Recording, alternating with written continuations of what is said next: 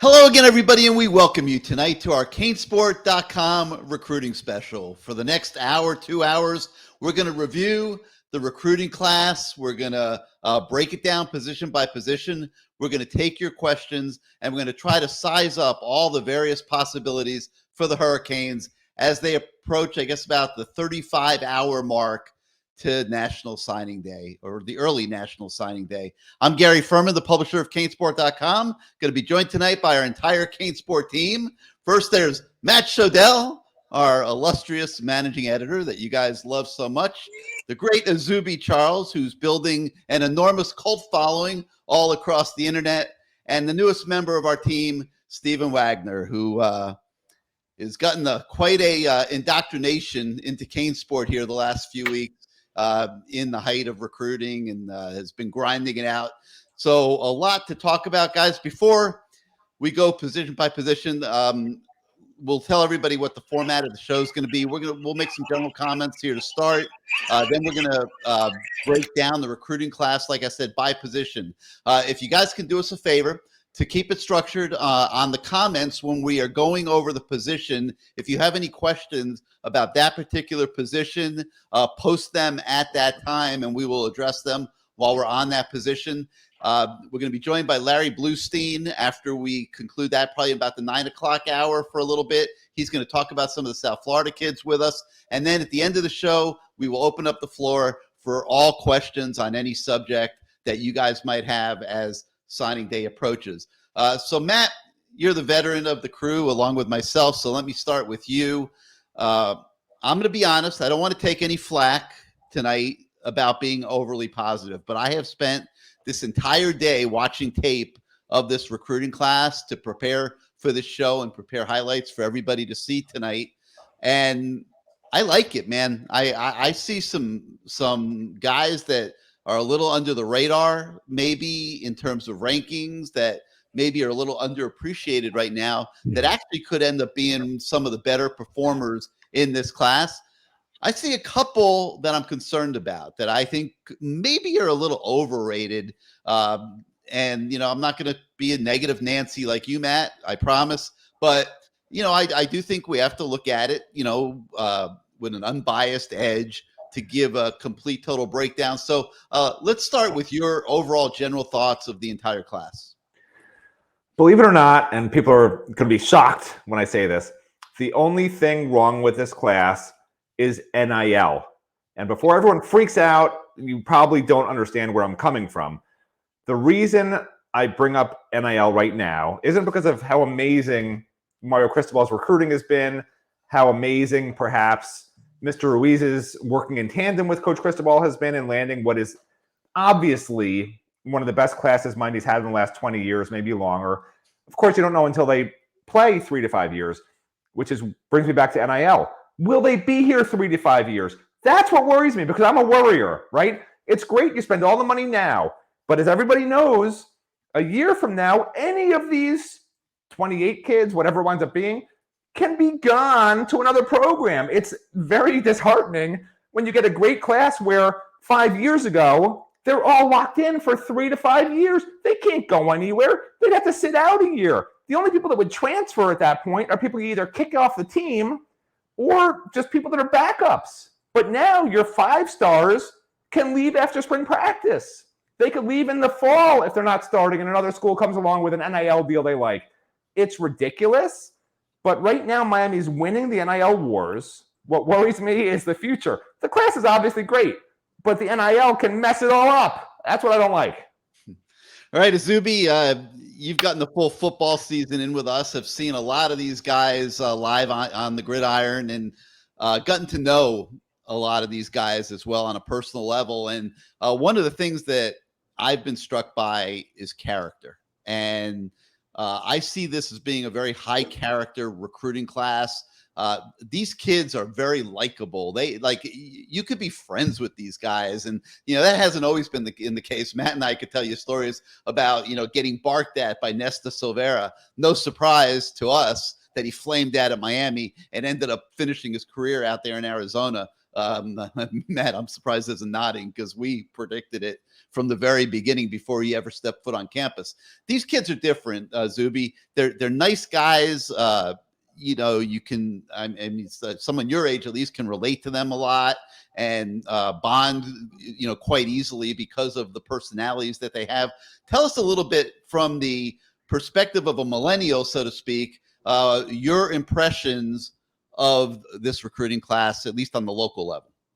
Yeah, you took the words right out of my mouth, Gary. Just really high, talent guys on the field, but really high class guys off the field. Spending time with these guys, whether I'm doing, my sit down interviews or the 100-yard walks, you see their character, in the 2 or 3 minutes that the clip is. But when the camera's cut off is when you really get to know these guys. And from the time I spent was from the Washingtons, Frankie, Ray, guys like that, Ruben, from the time I spent with him. They're just such high character kids with, a great head on their shoulders. They're coming into this program with that mindset. Hey, I'm from Miami. I'm from South Florida. I'm ready to be that change. I know we've had people say that before, but I'm really, really commit to Coach Cristobal and all these guys. I just really, really love what they bring mindset-wise to the field along with their talent. Stephen, you and I have been hitting the film projector a lot the last few weeks and breaking down a lot of these guys. And just like Zubee and I were just talking about quality from a character standpoint, you see it from an athletic standpoint too. And some of the, I mentioned this a minute ago, some of the guys that we've been most impressed with as we've been diving into it have maybe been some of the guys that aren't 5 stars that you sit there and say like, wow, you look at a Ruben Bain and you see his ability and you're like, wow. And some people are wondering, is he too small to play outside on the edge? Will he be an interior guy at the college level, kind of like in the mold of a Gerald Willis or I hesitate to say Warren Sapp, but Warren Sapp started out as the tight end at Miami and ended up being obviously maybe the best defensive tackle that ever played in the program and went on to make the NFL Hall of Fame. So I'm not dismissing anything on a guy like Ruben Bain. And then you start watching Joshua Horton, for example. And I know you were like me. I was like, wow, oh my God. I mean, I'm looking at Joshua Horton. I'm saying this guy is a future high NFL draft pick. Also a guy that's not, he doesn't come with the star ranking. I mean, he's a 3-star player in the star rankings. But I don't get that one just because when I watched him, I'm like, this guy is unbelievable. So from an ability level, Stephen, talk about what you've seen here as you've been watching tape on these guys. Yeah, unfortunately, I haven't had the same opportunities that Izubee's had, getting to know these kids throughout the course of the season and being able to go to, a full season's worth of games. But from watching these guys on tape, it really does feel like Miami's found a few diamonds in the rough. I think Joshua Horton, he's probably the 3-star recruit that I personally am the highest on. I mean, I was watching this kid and he had just flipped from North Carolina to Miami, and I had no idea who he was. And I just started watching his film, and my first thought was like, how does this kid not have every Power 5 offer under the sun? I mean, my goodness, he was just completely overlooked. Bobby Washington, another 3-star, high 3-star, we should clarify, but he's another guy who his ceiling is just absolutely massive. It's completely through the roof. It's absolutely tremendous. But what overall kind of impresses me the most about this class is, yeah, they do have some pretty good athletes, but they recruited a lot of kids who don't necessarily only rely on their athleticism to bail them out of plays. We've seen a lot of kids who I think their high school game is going to translate well to the college level because they've understood that they're not always going to be the best athlete on the field.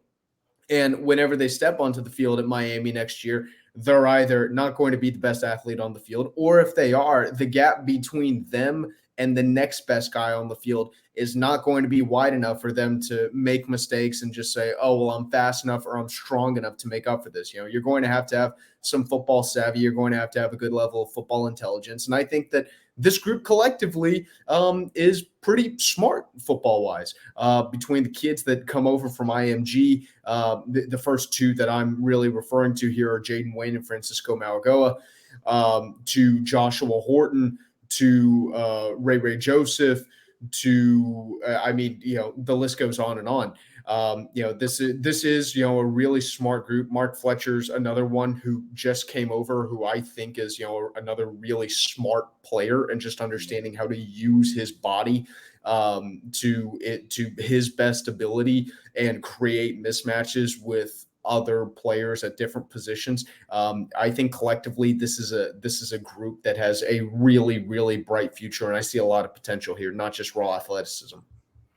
All right, we're going to do questions at the end of the show, but Sean Wired, one of our viewers, came so quickly with a good one. I thought I'd throw it up here on the screen. How much is Miami offering recruits in NIL? Everyone thinks it's all about the money, but don't other programs have big collectives with lots of money? Okay, Sean, a few things.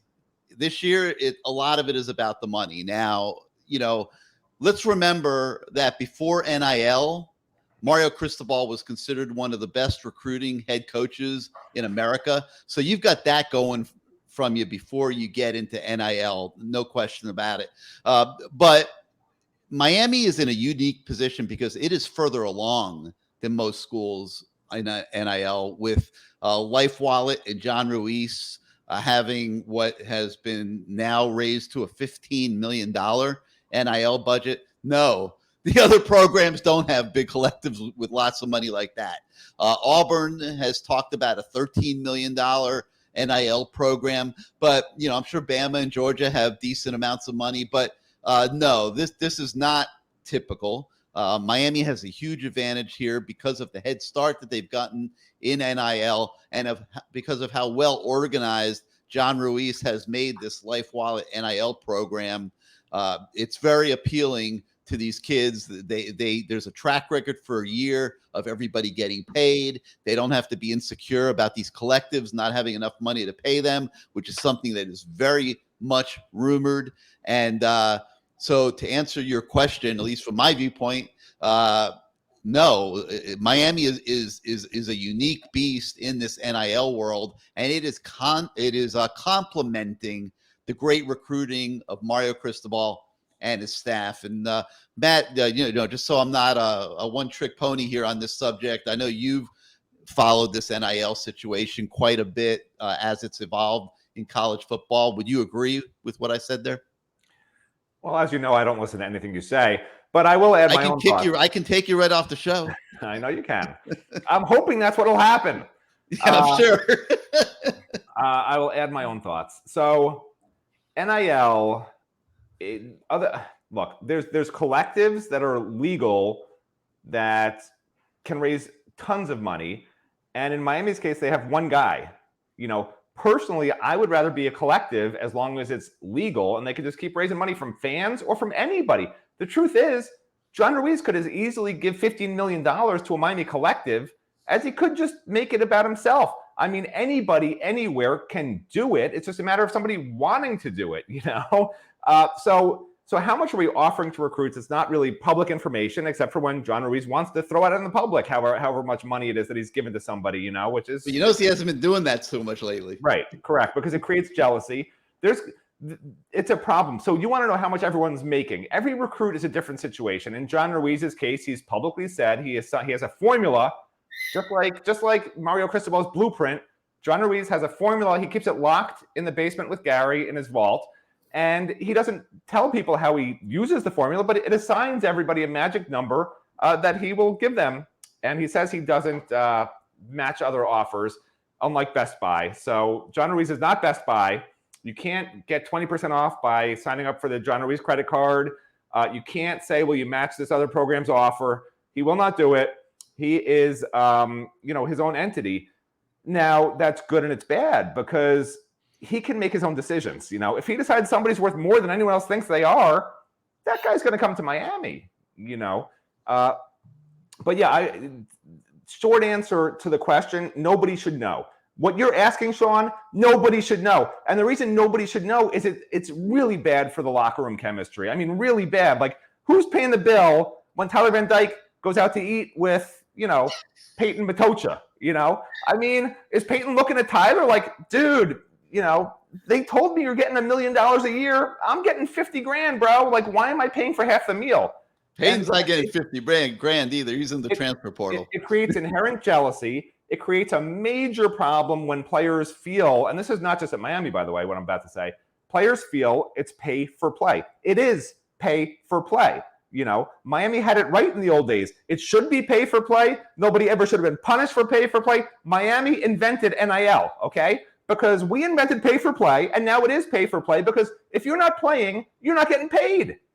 It's that simple. These guys have to play to support their families and make money or whatever, go out for fancy dinners at Prime 112, whatever, wherever, go to Joe's with Gary where he mauls stone crabs, which he claims I do. He's the one who pays for them, $80 a pound at Joe's.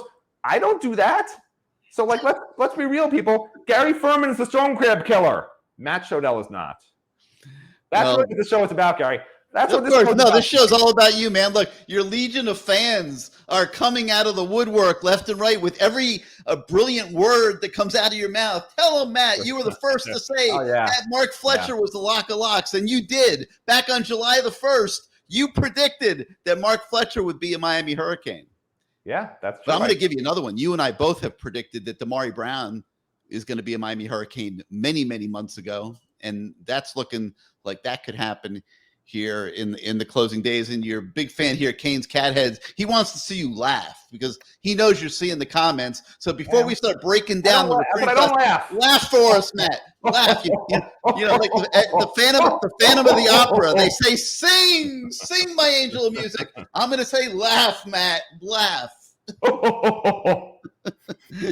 All right. Look at this. This is unbelievable. Matt the Crabman Shodell, did you bring your psychiatrist? All right. That's because of a message board post where somebody said I need a psychiatrist.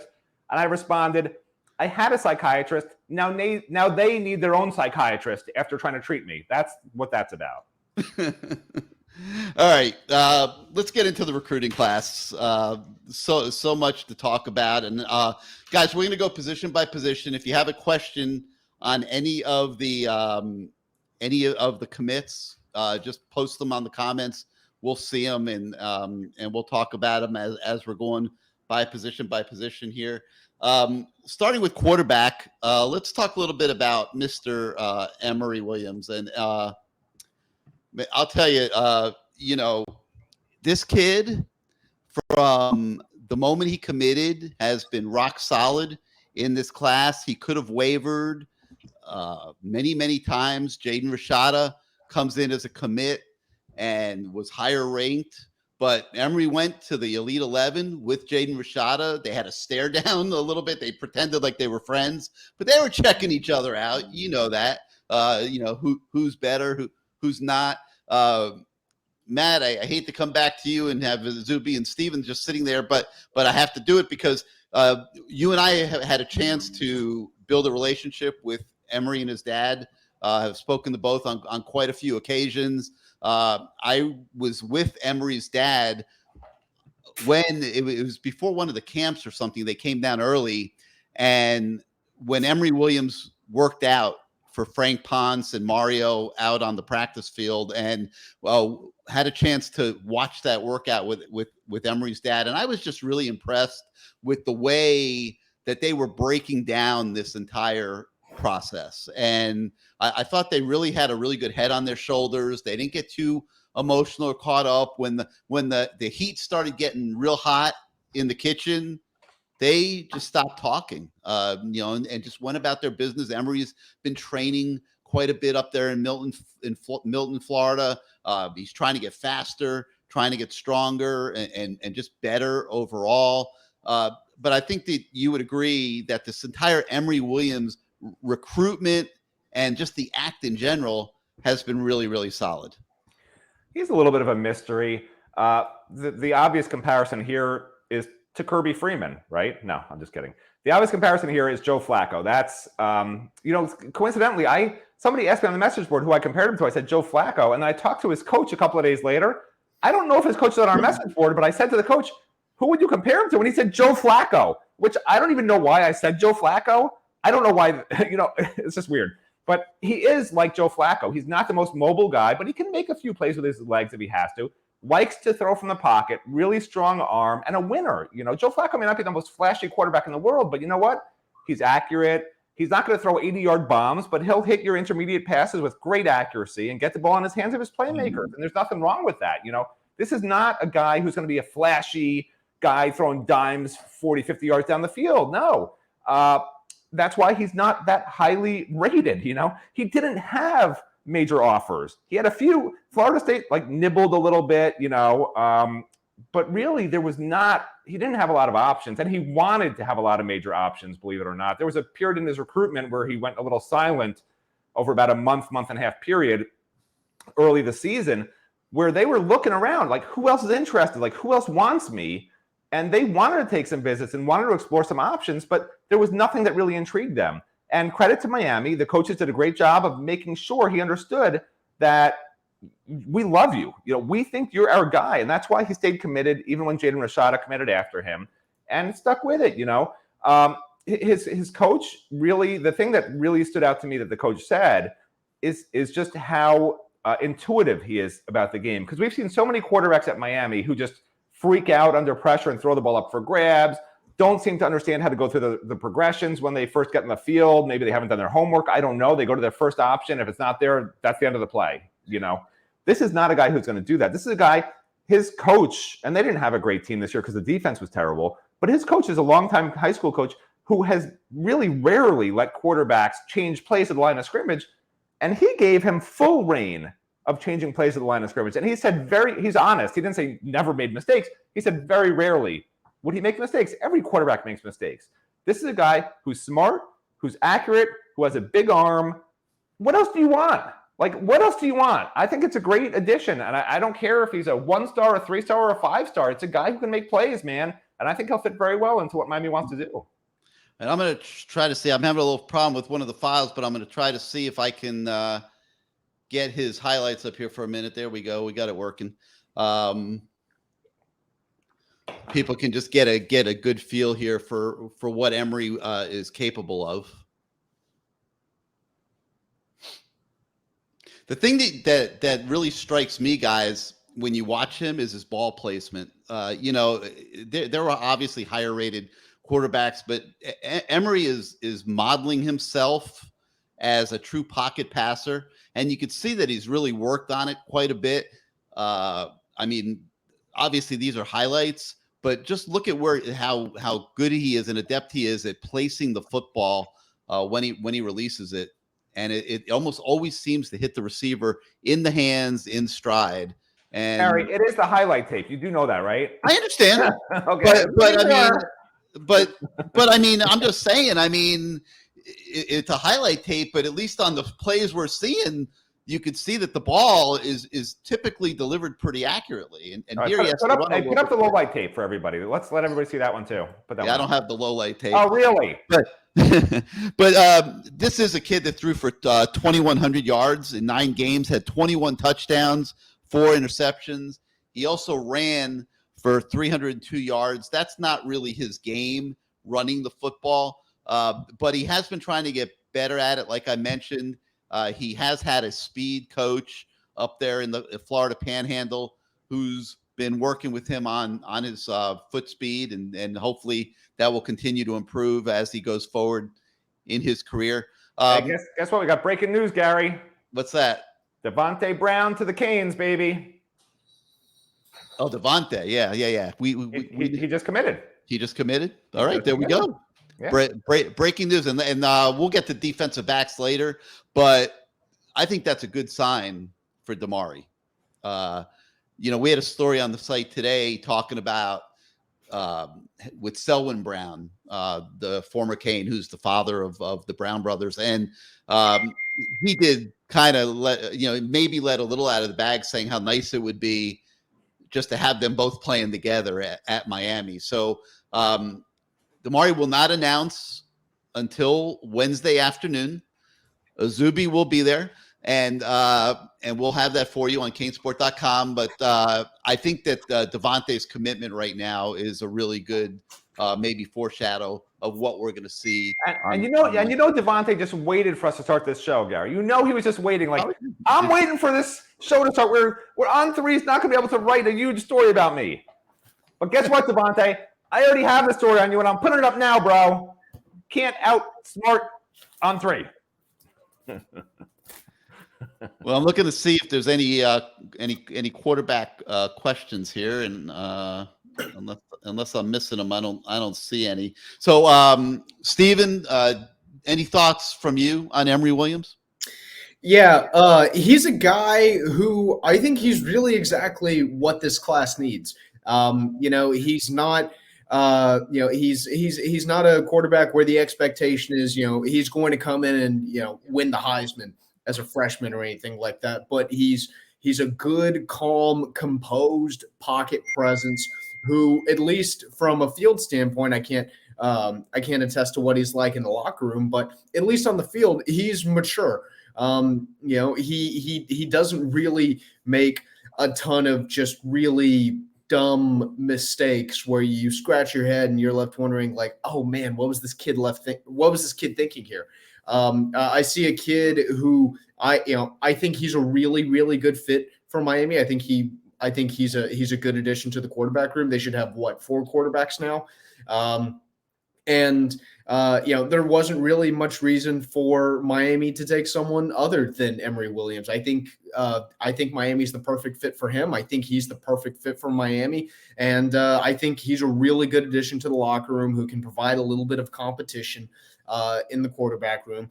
And I think this is a really good addition. When Dante Moore kind of soured with Oregon because of their change in offensive coordinator or whatever, I thought for a little bit there that Miami might make a run on him. A lot of people have been asking about that the last week or so. But I think what happened in actuality was Miami was so engaged with all these other guys and so deep in the heat of the battle to just stop and try to shift gears on a 5-star quarterback when you already have Emory Williams committed and you got Tyler Van Dyke coming back, plus the NIL that kid probably would have commanded, which might throw the whole budget out of whack, in all honesty, as big as it is. You still don't want one kid eating up a massive chunk of it like that. And like Matt was talking about, could create some internal uneasiness, I guess would be the word. But no, I mean, they absolutely stuck with Emory here. And Izubee, any thoughts from you on Emory Williams? Yeah, when you mentioned watching him over the summer, that was actually my first day working with Kane Sport. It was the 7-on-7 camp that Miami had. And from the first time I saw him, I was really impressed, with his range of motion, him going through his motions, throwing to the receivers with Coach Ponch and Coach Cristobal watching. And when I spoke with him a few days ago, it was really, eye-opening. He's a really composed kid. When he put the camera in front of most kids his age, 17, 18 years old, they kind of, get a little shaken up, but he was really composed. He handled every question, answered it real nice, real smooth. And he told me he just got done, working out with his up and coming receivers, Ray and Jackson Carver. And I thought to myself, how many kids, on a Sunday morning are waking up at 7 a.m., 8 a.m. going to work out with his future teammates. So I just really love, everything about Emory Williams. Heck, his last game in high school, he threw for 6 touchdown passes. So you see the upside, you see the talent. He's a real tall kid, 6'4", 6'5", so you're not going to worry about that. I feel like he can still put some more weight on his frame. He's a little on the slimmer side, but once you get him into that college eating program, weight room, he's going to fill out real nice. And I think he's going to be a really good quarterback down the road for Miami. Matt, C.O. Barney, he wants us to take the rest of the night off, man. Leave the rest of the show to Steven and Izubee. What do you think? That'd be great. That'd be great. Yeah, so I think we're all in agreement. Emory Williams, rock solid pickup. Time will tell whether he can become a starting quarterback at Miami. But, when I look at his tape, and I know it's just coming out of high school, whatever, Matt, he certainly looks to me like he can, throw it kind of as well as Jake. I mean, very similar, I think, the two of those guys. And, with Jakuri, we'll see how he develops here in the next year before he throws himself into the competition next spring to be the next starting quarterback at Miami with, let's remember, whoever else they recruit in the next class. But, Emory's got a nice head start. I think he's got a good foundation. So a good pickup for Miami there with Emory Williams. All right, let's shift gears now to running back. And my best friend, C.O. Barney here.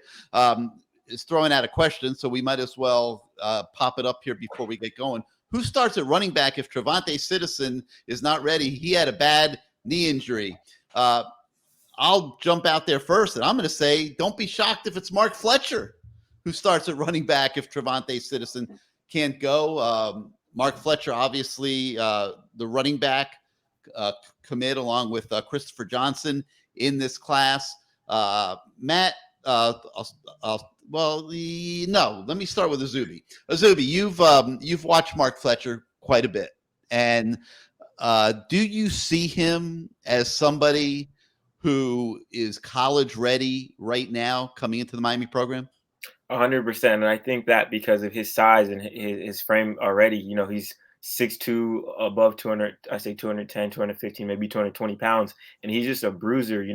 Most kids coming out of high school, you don't see them his size. And we're playing the film right now. He can make guys miss. He's not going down first tackle. He's breaking that first tackle. And one thing that I love about him, he's not tiptoeing at the line. He's hitting the hole really hard. And I feel like that's something, that you're not going to get with every back coming straight out of high school. And I really love what Mark Fletcher brings to Miami. And I can see him potentially being a day one guy that comes to Miami and gets some really early playing time. Obviously, with Miami's running back room, having the issues that they had last year, I feel like Mark Fletcher can really come in and just kind of be that freshman that everyone, says, hey, this guy's really making stuff happen in Miami day one.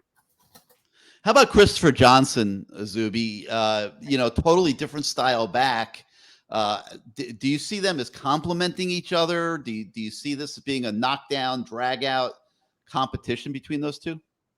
I feel like with Mark and Chris, it can be a great 1-2 punch. Because like I said, I feel like Mark is, that big third down back that you want to get him when you need those extra yards. But also if you need, a quick pass or something like that, that's when you can put a guy like Chris in. You can line him out wide. I feel like Chris brings a little bit more, a little bit different than Mark. Obviously, one's a 6'2", 200-pound, one's a 5'11", 190-pound guy, 180-pound guy. But with Chris, I love his ability to line him out wide and show that different look with him. Maybe you motion him out, kind of what they did with Jalen Knight in a little bit, put him at that slot position and really see what he can do, because he does have that game-breaking speed. And if you get him, a quick screen or a quick slant, he can make that one cut up the field. But I do think they can work really well together, complement each other, that kind of lightning and thunder type of deal.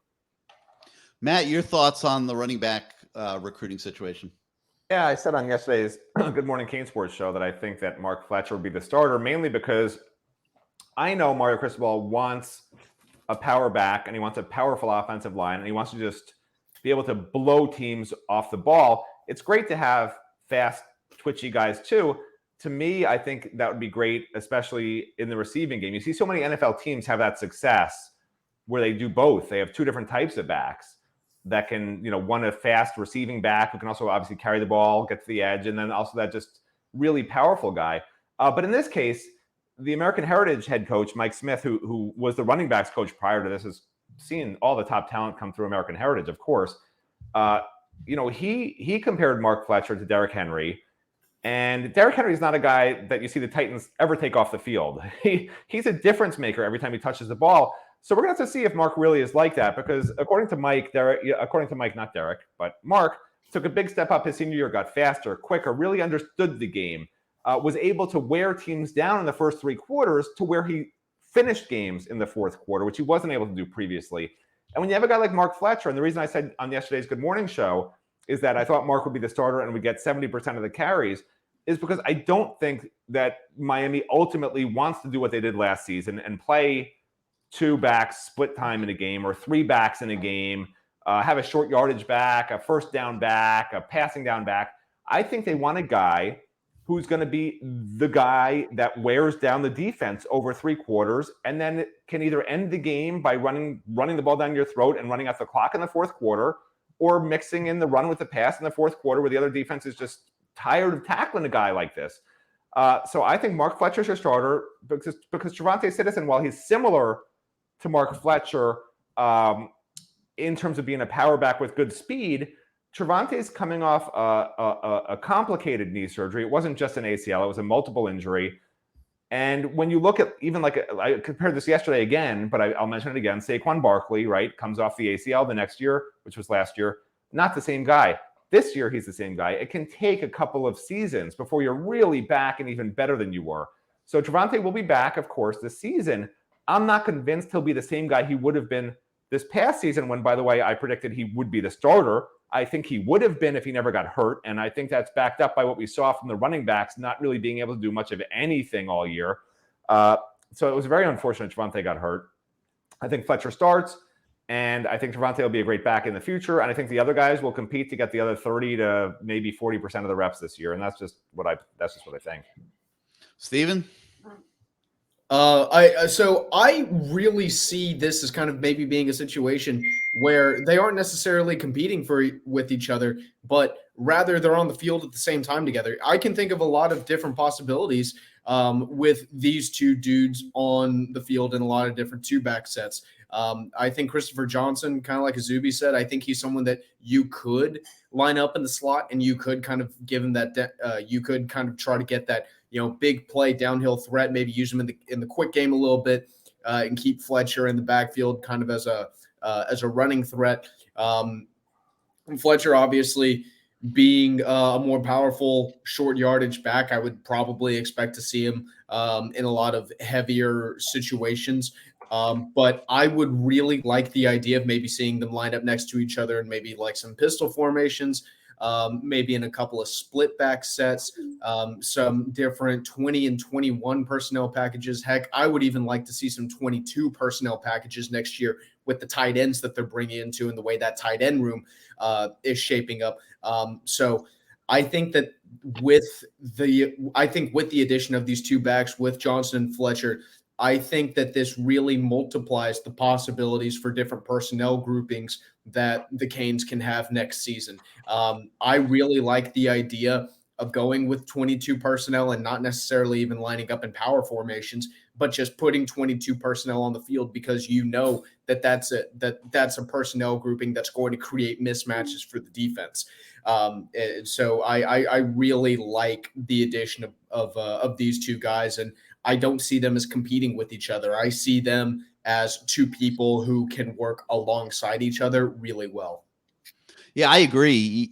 People have been saying to me, Chris Johnson is not a polished running back. And I would kind of agree with that. He is not a polished running back, but you can't manufacture the kind of speed that he has, and he's a guy that you're just going to look to in spots, get the ball in his hands and let him try to make something happen. And sometimes it's easier said than done. Miami was never able to do that effectively with Devin Hester, for example. And Izubee, as a parting thought, since you have so closely been involved with Chris, you have to be more than just fast to play football. A lot of guys are fast. Do you see him as somebody that can develop a little bit more of those football instincts that maybe he just doesn't have yet, that we see from a Mark Fletcher in terms of the footwork that we see, when he executes plays and changes direction and things like that? Chris is more of like a straight line, find me a crease and go right now. Do you think he can develop some more of those running back skills? 100%. One thing that I really loved about Chris this year was his want to, line up and play receiver as well. Because during the Legends camp, that's one thing he worked on when they were doing the 7-on-7s. Instead of playing running back the whole time, he could have just said, hey, no, I'm going to play running back. I'm going to stay in this position. But he wanted to go out wide. He wanted to show that versatility off. And I think with a mindset like that, if he goes to Miami, he can be really coachable and learn those things that can be developed over time. So I really think he can kind of become more of instead of just Hayes' a speedster, to a really, good running back for Miami. All right. And before we move on, I don't know about this login name that this viewer's come up with, but call me the cleanup man. He wants to know, what's up with Don Chaney, man? Is he just forgotten? Matt, why don't you take that one? Don Chaney is not forgotten, but remember, his whole knock on him at a high school was he just couldn't stay healthy. He still hasn't stayed healthy at Miami. He just has one thing after the other. If he stays healthy, sure, he's not forgotten. None of them are forgotten, but it's easy to forget someone who just can't stay on the field because they keep getting hurt. I don't know why he's constantly having injury issues dating back to, I think, his junior year of high school. So it's been, 4 years of constant injuries basically for him. When he's healthy, he's got, plenty of explosion. But the tendency in football is, who you got now, and who you got now that's healthy. That's why we're talking about these guys we're talking about. That's why we're not talking about Trevante Citizen as much as we're talking about Mark Fletcher right now, because we know they want a power guy, and yeah, Don Chaney can be a good power speed guy, but it just seems he's constant shoulder problems, constant this, constant that. I mean, until he can show he can stay healthy, it's just hard to say, yeah, Don Chaney's the answer. That's my take. This is the time of year where people go crazy about rankings. It doesn't matter. It was when we were with Rivals that they everybody was upset with the Rivals rankings. Now we're with On3. People are upset with the On3 rankings, and we're always caught in the middle. We agree with some, we don't agree with some, but we don't have any say in any of the rankings. But I remember the Don Chaney ranking story, and he was ranked like 30th in the country. Was pretty much a 5-star all through recruiting, high 4-star, 5-star, depending on the service, what you look at. And then we got to the final week of recruiting after Don Chaney had been ranked that high for literally 2 years, all through his junior and senior years. He went out to the All-American game and he did not participate. And all the analysts saw this. He didn't participate. He was hurt, theoretically. And I remember the Rivals analysts dropped him from 30 to like 250. And everybody went batshit crazy. Okay. And that's understandable. I mean, there should not be that level of movement in recruiting rankings from one cycle to the next. Now, what happens in these rankings as guys are elevated and moved up, obviously guys have to drop down. So if it seems like somebody's dropping down, that it could be totally undue to anything that they have done, but it could be because of things that other guys have done. But a guy should not drop from 30 to 250. And obviously our entire site was going absolutely insane over this and yelling about a anti-Miami bias and the kind of things that people love to accuse these rankings people of. And I'm not defending or supporting that notion. I mean, that's not our department. But the one thing I will say is that when we inquired on that, what we were told was he is always hurt. He never plays. He never competes. And we can't justify having him ranked as high as he was ranked. So, we say, okay, all right, we get it. When we report back to you guys about that. Well, P.S. here we are, 3 years later? Don Chaney hasn't played a whole heck of a lot of football. He's been hurt almost his entire career at Miami. So, these guys aren't perfect. And I'm not going to say they're never biased or whatever. We don't know that. But this is not an exact science. And they do spend a lot of time on these rankings and stuff. And sometimes they are right. And sometimes they get it right. And one of the things that came up this year was with Jaden Wayne. And On3 had him ranked significantly lower than Rivals. And 24/7 was kind of like in the middle. And a lot of people were upset about that when Jaden Wayne committed to Miami. Same thing. Well, what happened over time was all the rankings on Jaden Wayne came down more towards in the direction where On3 had him. So, you just never know with these things. But in terms of Don Chaney, he definitely has the ability to play. But, when, will he? We have no idea. So one of our viewers here was as we transition to the wide receivers, was making a really good point. And unfortunately, my screen's here we go. Gary Edens.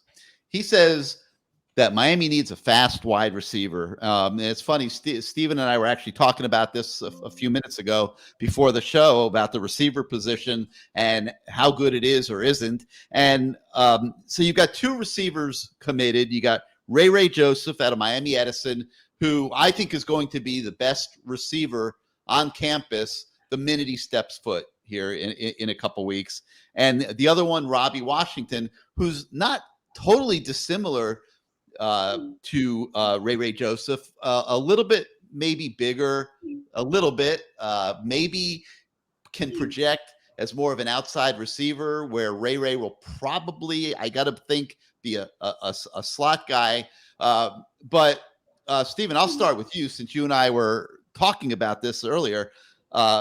Miami still needs a number one receiver, a bigger, faster guy that can spread the field and just create a top end option for the quarterbacks. Don't the Canes? Yeah, and whenever we were, kind of going back and forth on, how good this receiving core is or isn't, the knock that I had on Miami's receiving group that they're getting in this recruiting class is they did bring in really good talent with Ray Joseph and Robbie Washington. I think you're definitely right. I think that Ray Joseph is going to be the best receiver on campus whenever he steps foot on campus. But that's not necessarily what Miami really needs. What they really need is they need a big number one guy. They need a big downhill threat. And I think Ray Joseph is really good in the slot. And you're looking at these highlights here. He just burns people. He completely burns people. Really good speed, really good in the quick game. I think there's a lot of different stuff that they can do with him. I think that, you might even see him getting the ball handed to him in maybe some jet sweep situations, trying to really just find different ways to get this guy the football, because I do think that he's one of these kind of special talents where whenever you really need something to happen, you just sit down and think, all right, how can we get this guy the ball? Let's call something up that's going to get him a quick touch and maybe try to get him in some open space. But neither him nor Robbie Washington are really that big physical perimeter outside threat that you really want to go up against a smaller receiver and win these one-on-one matchups. Not saying that, these, Ray Joseph and Robbie Washington, aren't capable of winning these one-on-one matchups with cornerbacks, but there's a little bit of a size discrepancy. Both guys are under 6 foot. And both guys, they're really skilled with the ball in their hands, but straight up manhandling opposing corners is not necessarily their strength. And I keep on saying this. I do think Ray Joseph is going to be the best receiver on campus whenever he steps onto the field. And you look at all the different ways that they can use him. I mean, heck, I wouldn't be surprised if they end up using this guy on special teams. He really is one of those dudes where it's like, man, if we can get this guy the ball, we want to get him the ball.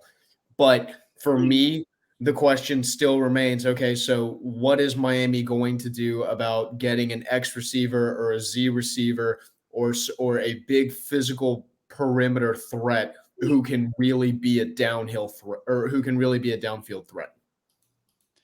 Izubee, these are your guys, man. You've gotten this as tight with those two as anybody in this class. Your thoughts on the receiver position in general and how these two project in college?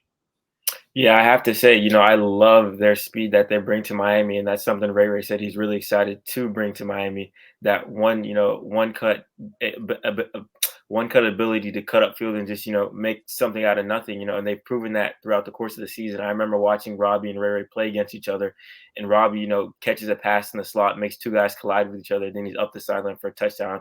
Ray's like Stephen mentioned, kind of using him on special teams as well. He was taking, kickoffs. He's a real dangerous returner. He's real shifty, real nifty guy. He makes a couple guys miss, hits the hole, and he's gone. But we did talk about, the only knock on these two is their size. They're a little bit undersized. I think Ray is about 5'9", but Robbie's about 5'10", so that might be their only knock. But I feel like if you work around, scheme around them, I feel like that'll be a big thing. Put them in the right places to make plays, and they'll definitely make those plays that Miami's lacking, those big plays that we did not see very much in Hard Rock Stadium this year. I'm going to throw some Robbie tape up here on the screen. So do you agree with what I said a minute ago? Can he go outside? I mean, I see Ray as a pure slot, but I think Robbie might be able to go outside a little bit more so than Ray. Your thoughts on that, Izubee? Yeah, I can potentially see that happening. I don't think that's the ideal position for Robbie being an outside guy, but like I did say, he's a little bit taller than Ray, about a 5'10" type of guy. He's really aggressive. That's one thing I like about Robbie. Some games you'll see him blocking downfield, laying down big hits to free up his running backs, free up his wide receivers. So he does that, had a little bit more of that physicality that Ray doesn't have. But I do I would say I like Robbie inside as a slot more than outside guy. All right, Matt. Any receiver thoughts from you? No, just that I think Ray in particular is going to be a great leader in the class, and I still don't understand how the prior staff just didn't even recruit him to the point that he committed to Clemson. And I still remember trading texts with him when Miami started pushing for him when Mario took over, and how he would have to take these secret visits to Miami. And he was all worried that Clemson was going to find out, because Clemson's rule is you can't take any visits anywhere, And we'd say, oh, well, I would text him and say, I heard you were at Miami. Is it okay if we report it? And he'd say, no, Clemson. He'd say his words, Clemson's tripping, is what he would tell me.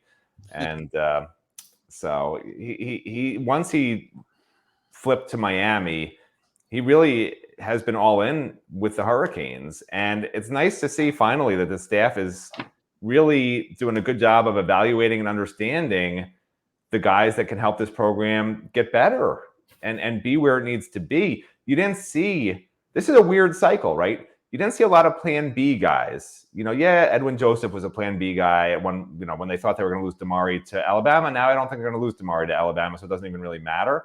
But what they've really done a good job of, and Miami fans can definitely relate to this if you've been following recruiting, and this is the first cycle I can remember where we're going into what's tomorrow, Tuesday, before signing day, and usually we're calling 10 different commits at this point, saying, "Are you solid? How was your visit to FSU last weekend?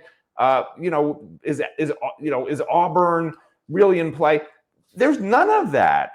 Mario Cristobal has gone so all in as a head coach recruiter, which is unheard of at Miami throughout history, including when I started when Butch Davis was the coach. No head coach at Miami has ever been this involved with every single commitment. But what it's done is it's shored them all up. None of them, except for a couple, are wavering. And the couple that are wavering, Reed McKeska, it's not the end of the world if he goes somewhere else. Connor Lew went somewhere else. Miami did want him, obviously, pretty badly, and they're trying to get him back. But 90% of these guys, 95% of these guys have stayed solid. You don't see I think there's been 3 decommitments since Mario came in.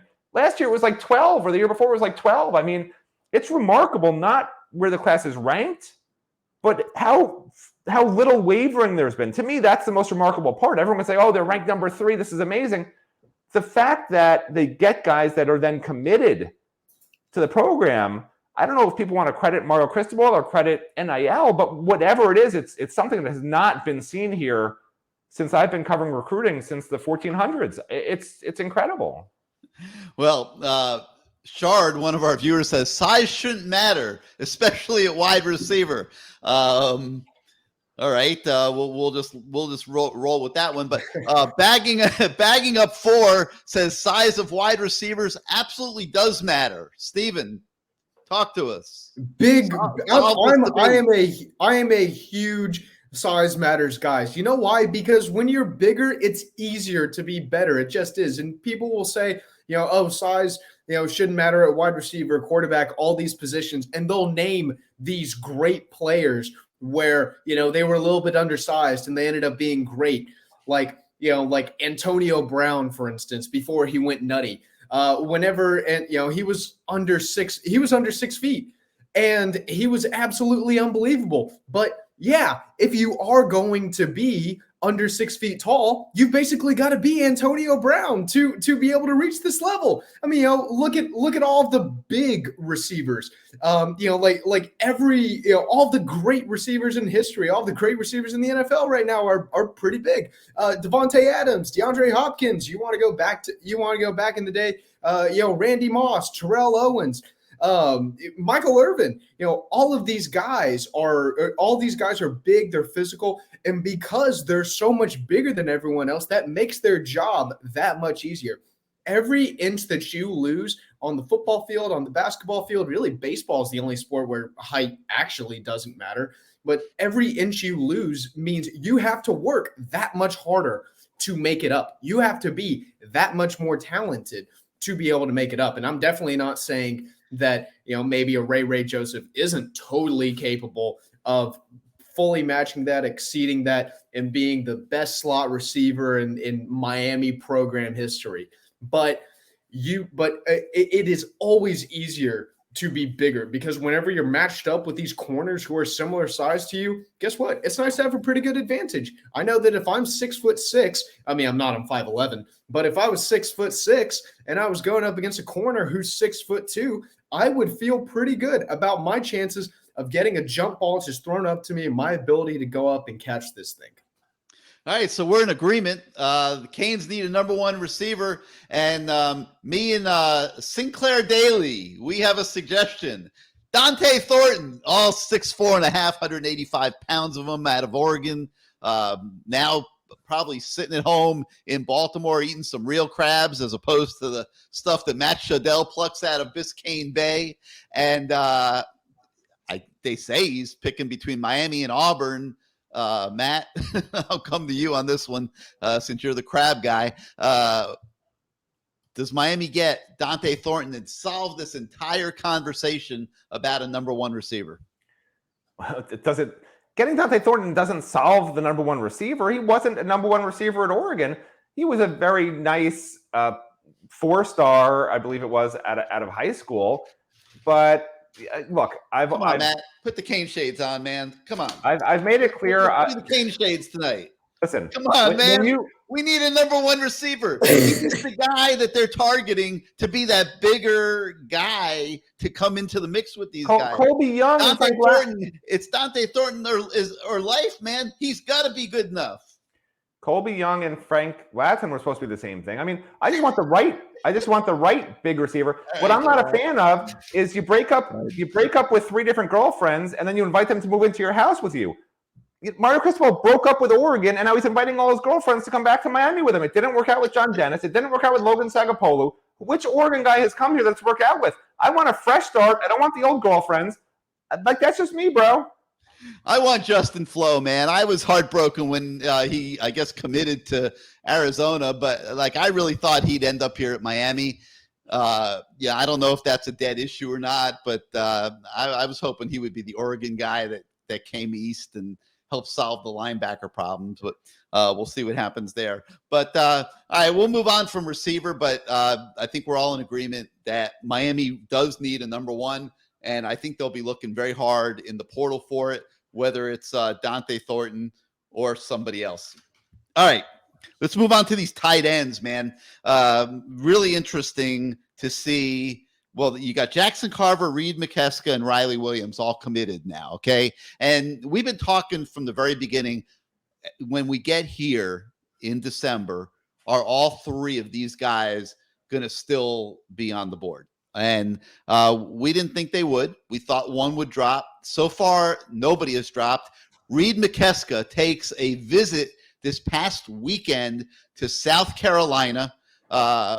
We've been checking on that today, and from what we're hearing from people in his camp, he has not yet decided what he is going to do. But look, if I'm looking at this honestly, I mean, I'm looking at Riley Williams and I'm looking at Jackson Carver, and if I'm Reed McKeska, I'm sure he's been studying their tape. It would make sense for him to do so. And I'm thinking, man, like, am I going to be able to be competitive against these guys? I mean, I'm gonna pop Jackson Carver up here, and Steven, I'm gonna turn the floor over to you for a minute here. But this guy, like, I'm watching his tape, and I'm looking at his catch radius and everything else about him, and I'm saying, man, this guy has a chance to be like a Mike Gesicki kind of beast in this Miami offense. Go ahead, Steven, talk about it a little bit. Yeah, so Jackson Carver, he's really more of just that, he really is an athlete. He was a big lacrosse player. He's pretty heavily recruited to play lacrosse. You can see the plays that he's able to make here, the contested catches, just that massive natural frame that he has. Obviously, a lot of talent there. And then Riley Williams, he's one of the more polished tight ends in this class. He's a really good route runner. At IMG, he transitioned much more to kind of that natural traditional tight end role, as opposed to just being flexed out wide and being thrown the ball so your best athlete can go out there and make a play. I think Riley Williams is definitely someone who we shouldn't be surprised if we see him on the field this season at all, just because of how polished he's coming to Miami as. Also helps that he was at IMG and he had a pretty stiff level of competition last year. And then Jackson Carver, I mean, the kid really is just a raw athlete all the way around. And so, yeah, you mentioned Reed McKeska a second ago. I actually had the chance to ask Reed just kind of what he thinks about, the competition level of the tight end room, given how stacked this year's class is. And he said, he loves the competition. He's ready to compete. He wants to compete. He wants to battle Jackson. He wants to battle Riley Williams. His high school coach told me the exact same thing, that he's ready to go up against a blue chip recruit like Riley Williams and to fight off, a two-sport athlete like Jackson Carver and challenge them for playing time. He seemed pretty hell-bent on the idea of going in and challenging these guys right away and sort of, stepping up to the plate and asserting himself as someone who is capable of being the dude. But certainly all of these guys are going to have their work cut out for them in beating each other out for playing time, because this is a really, really good tight end class. And then he goes and takes a trip to South Carolina. So I get what he's saying to you, but he's got to have a little bit of insecurity in his mind if he's checking out South Carolina along the way. And when you watch Reed, I mean, he's more of a blocking specialist. Like, the other guys have the pass catching ability. Reed is the best blocker of the three. He can also catch passes. But you could see like where maybe they would have different roles in the offense, and all three of them could coexist at Miami moving forward. But if it turns out, and from what we understand, he's thinking about it and obviously has to make a decision here. But if Reed McKeska were to drop, I would not be shocked at all, personally. So it'll be interesting to see, what happens there at tight end. But I think we all agree that it looks really, really good with Riley and Jackson Carver.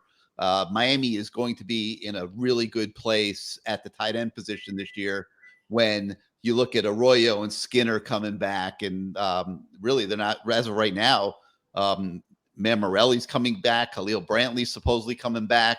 That's now, okay? By the time we get through spring practice, I'm not sure that those two guys, when they start seeing what's coming in here, don't start thinking about their football futures also, maybe possibly going in the portal and going someplace where they can be have a better chance to be the guy at the tight end position. But, we'll see what happens there. It's still a little uncertain how many spots Miami is going to need. It's going to depend on how many guys they bring in from the transfer portal. I had initially said I thought that that number could be 40. I'm going to hedge a little bit on that now, seeing the way the portal has shaped up. I don't see quite as many impact guys in the portal as I thought would be there. I'm thinking now maybe 35, 36, 37 new guys coming into this program this year, but we'll see. I mean, maybe, this is a marathon right now, and there's going to be guys after spring practices that go into the portal. So this transfer portal thing is going to, there's the second period, I think, after spring practices, like 15 days where guys have to go in the portal and then land at other schools. I think this will legitimately be a two-tier transfer portal situation. I know we already covered receivers, but Bagging Up points out that Dickey, one of the top receivers in the country, might bolt from Oregon's signing class. They're having issues over who, the quarterback, Dante Moore, has left. Who's going to be the offensive coordinator there? So it would not be shocking if John Dickey became part of the mix at Miami as they look to improve the passing game.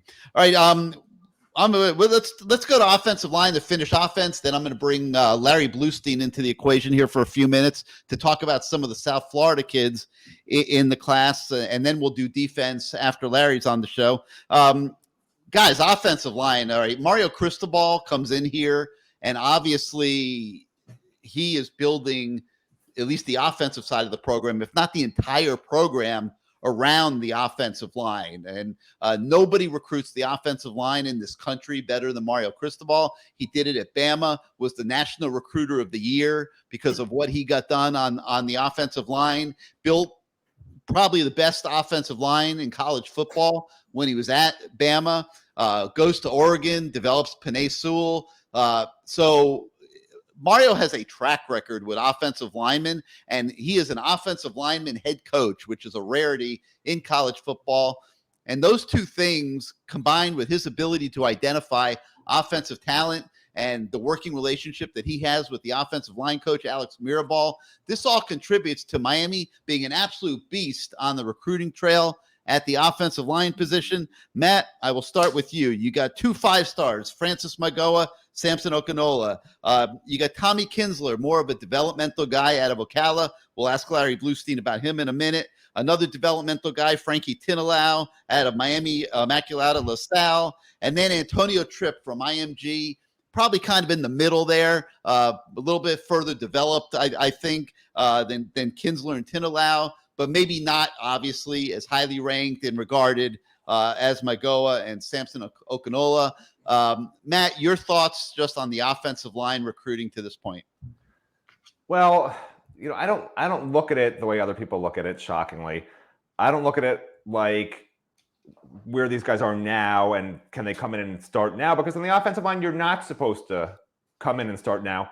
Unfortunately for Miami, probably a couple of these guys will have to start right away. And the most physically ready, you say projects or you call them whatever, every offensive line freshman is supposed to be a project. They're supposed to be a developmental. It's like you're talking down about them, but that's what you're supposed to be at defensive tackle and on the offensive line. That's normal. What's not normal is to have guys that come in and just because they're 5-stars, all of a sudden you're saying they're going to start, everything's fine. I'm going to say they're going to start. They're going to start, those 2 5-stars. You don't let me make my point. Well, I'm saying it. Right, but that's not a good thing. People think it's such a great thing that these 2 5-star true freshmen are going to start. No, man, don't anoint them starters. These guys, Miami has a history of missing on 5-stars. I can't remember the last 5-star who's come in that's actually panned out. So I'd rather these guys are 3-stars. Let's call them 3-stars, all of them, because that's how they'll be treated when they get here. It used to be in the old days, a guy would, a coach would be a guy's best friend. And then you sign, and all of a sudden it's get to work, do this, do that. You're not good enough. You're never going to play here. And now they can't, now coaches almost can't do that because the guy will leave, right, in the portal. But you have to retrain these guys mentally into not thinking they're the greatest things ever, because the truth is a true freshman, most of the time is going against a guy who's 3, 4, or 5 years older than him. And if that happened in high school, right, which it wasn't that long ago for these guys, they were just in high school, they're actually still in high school. Think about a freshman in high school going against a senior in high school at a good program, 2 good programs going against each other. You're probably not going to bet on the freshman to dominate the senior. This is what we're expecting of these guys magically to happen. No, I don't want the expectations ratcheted up for these freshmen first year. They're all developmental. The 5-stars are developmental too, Gary, okay? The offensive line will be better next year only because it can't be much worse, okay? Inez Cooper will have to battle to start. Jalen Rivers probably will start. Zion Nelson, I don't know what his injury situation is. It seems like it might be a recurring problem. Hopefully it won't be, and he can get back.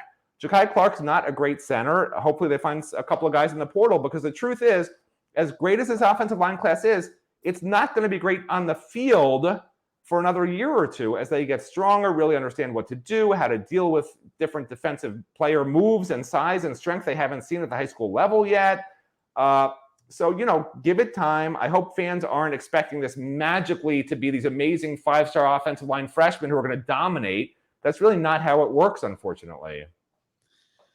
Well, I'm going to agree with you on one front, and that is it is difficult for offensive linemen to come into college and play right away. No question about it. It is not ideal. You would not find a blueprint that would say bring a true freshman, even a 5-star, into college and have them play right away. Even like a guy like Evan Neal at Alabama, I don't think he started till the middle of his freshman year. But this is not a normal situation in Coral Gables right now. The Miami offensive line has been horrendous for a long time and has been holding this program back quite a bit. And I don't see who is going to start over Mayagoa and Okinola. Okay, and I'm going to get Larry Bluestein's opinion on this in a minute, also. But Stephen, I mean, we've looked at these guys. You've looked at them. I look at Francis, and I see a very polished guy who's had very good competition at IMG, and looks to me like as ready as a true freshman can possibly be. And Sampson is just a massive human being. Now, we talked about this last week when we did our evaluation of Sampson after he committed. The level of competition that Sampson has gone against is not what Francis has gone against. It's not the same. Sampson has just bullied people all through high school, and he is going to have to be able to play against better guys at the college level. Your thoughts on the ability of these guys to walk in? I don't think any of us think that Frankie or Kinsler are going to walk in and start next year, and I don't think that's reality. But these two guys, I think, will start next year. Your thoughts? I think they're going to start next year too.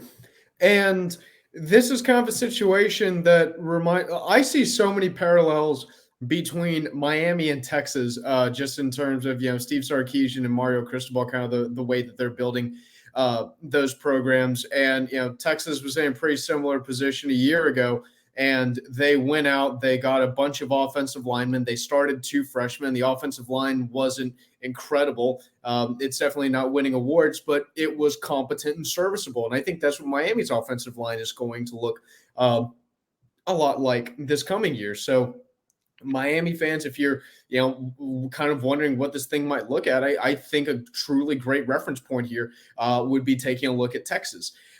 Samson Okinola, he is extremely talented. You watch his tape and he pops out to you. And one of the reasons why he pops out, unfortunately, is because he is just so much massively bigger than everybody else. He hasn't faced a serious challenge, and he is wildly talented. Between him and Malgoa, Malgoa is rated higher than Okinola is. I have no idea how I would distinguish the talent level between the two. I mean, to me, they're one and the same. I mean, those guys are identical. It's just the only difference is that Malgoa was able to play at IMG in high school, and Samson Okinola was playing high school football in Massachusetts. And you watch his highlight tape, and he's bigger than everyone. He's stronger than everyone. He's faster than everyone. He doesn't ever get challenged. And so he's always been able to bowl over people. And the one concern that I have about Samson is how he's going to adjust to the college level of physicality. Like I said, he's never really had that physical challenge. He's never lined up against somebody who he knew, like, oh man, if I'm not careful here, I'm going to get beat. Like, this guy is either just as good as me or he's better than me. And Francis Malgoa, the other advantage that he's had from playing at IMG is not just playing against better competition, but practicing against better competition. He's been able to practice against Jaden Wayne every day for a year. You're telling me that's not paying some pretty big freaking dividends? Because I can tell you it absolutely is. There's a reason these IMG kids come out so polished, and that's because they've been practicing against other top Division I recruits every day for a year. Now, Samson, I think, does a really, really good job understanding pad level and understanding leverage and understanding that just because he's the biggest guy on the field, that doesn't mean that he should just rely on his strength and his size to beat other people. You see him get better pad level than defenders who are a lot smaller than him. And you see him, he calls himself the pancake honcho.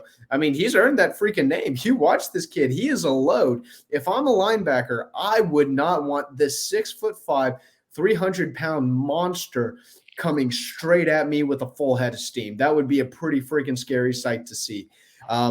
So I do think the talent is 100% there, and I do think he will develop to the point where he is that starter and he is the player who we think that he can be. I think it's just going to be a matter of when. Is it going to be something where he doesn't really need a crazy huge transition to be able to come in and play right away? How long, does he need a couple of months to adjust to the physicality level?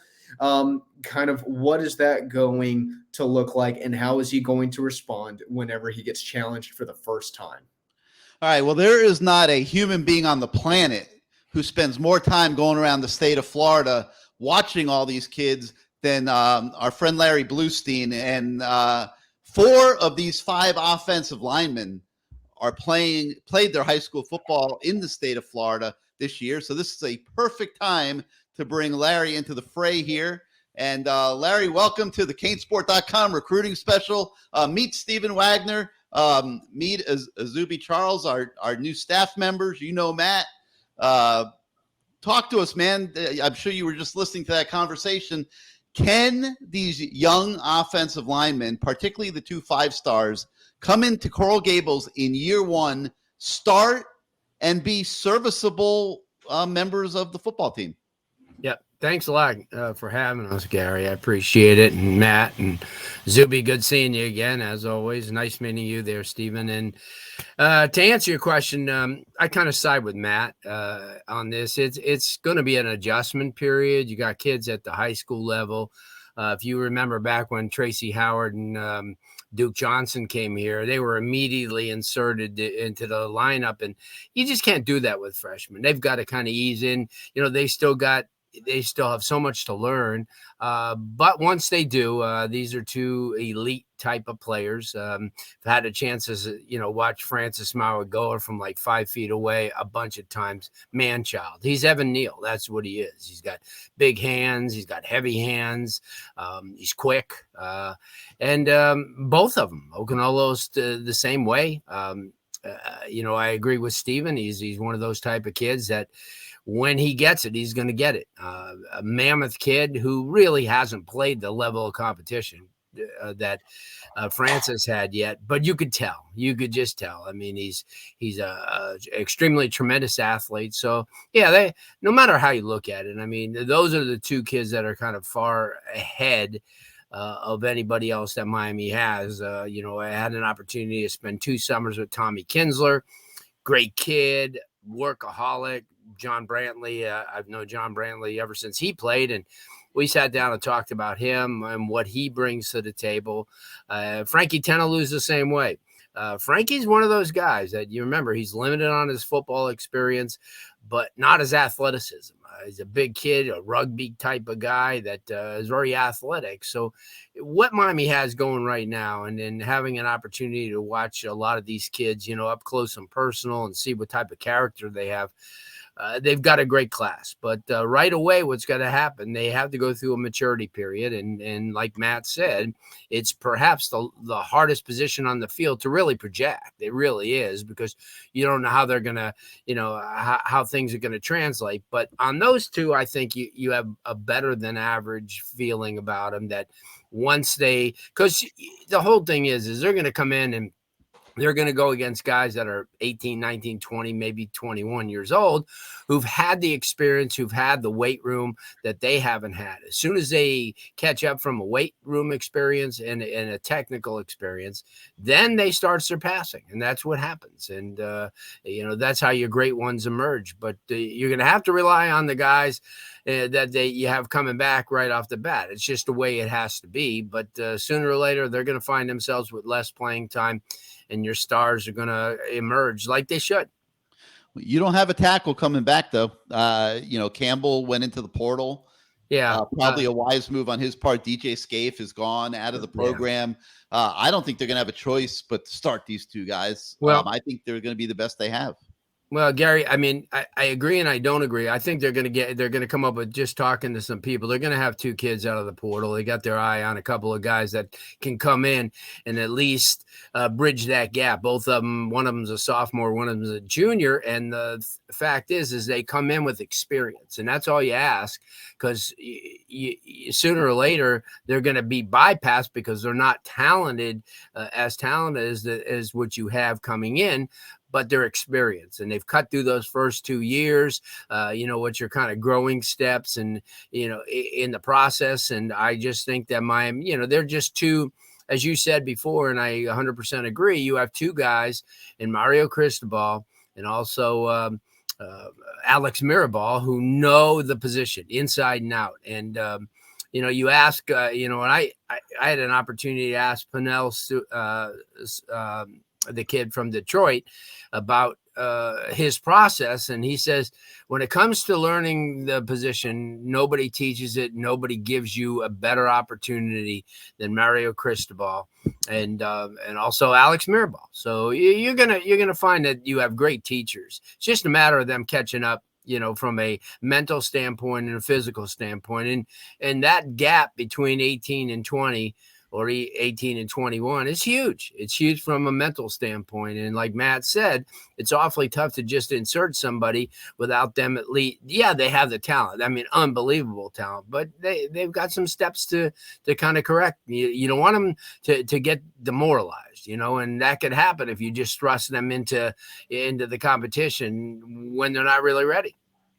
Well, one of the two guys I'm pretty sure is going to be Bram Walden. He was a 4-star that Mario had recruited to Oregon from Scottsdale, Arizona. He's 6'4", 270, a tackle.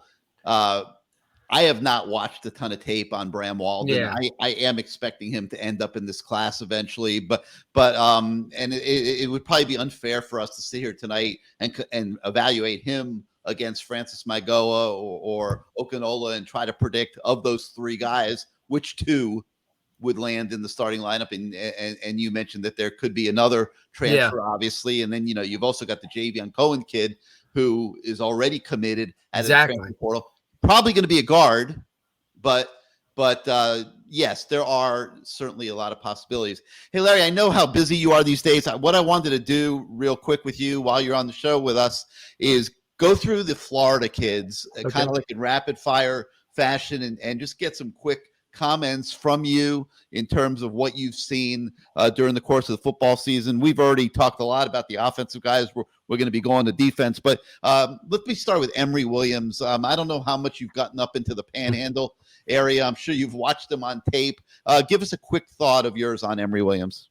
Well, as we talked last year, I'm kind of the one that discovered him 3 years ago at a Florida State camp, sitting there with Odell Higgins and talking with Odell, and I says, this kid's making every throw. Do you know who he is? And nobody had a clue who he was. And I asked a good friend of ours, Ty Wise, who coaches up in the Panhandle, former University of Miami center, about him.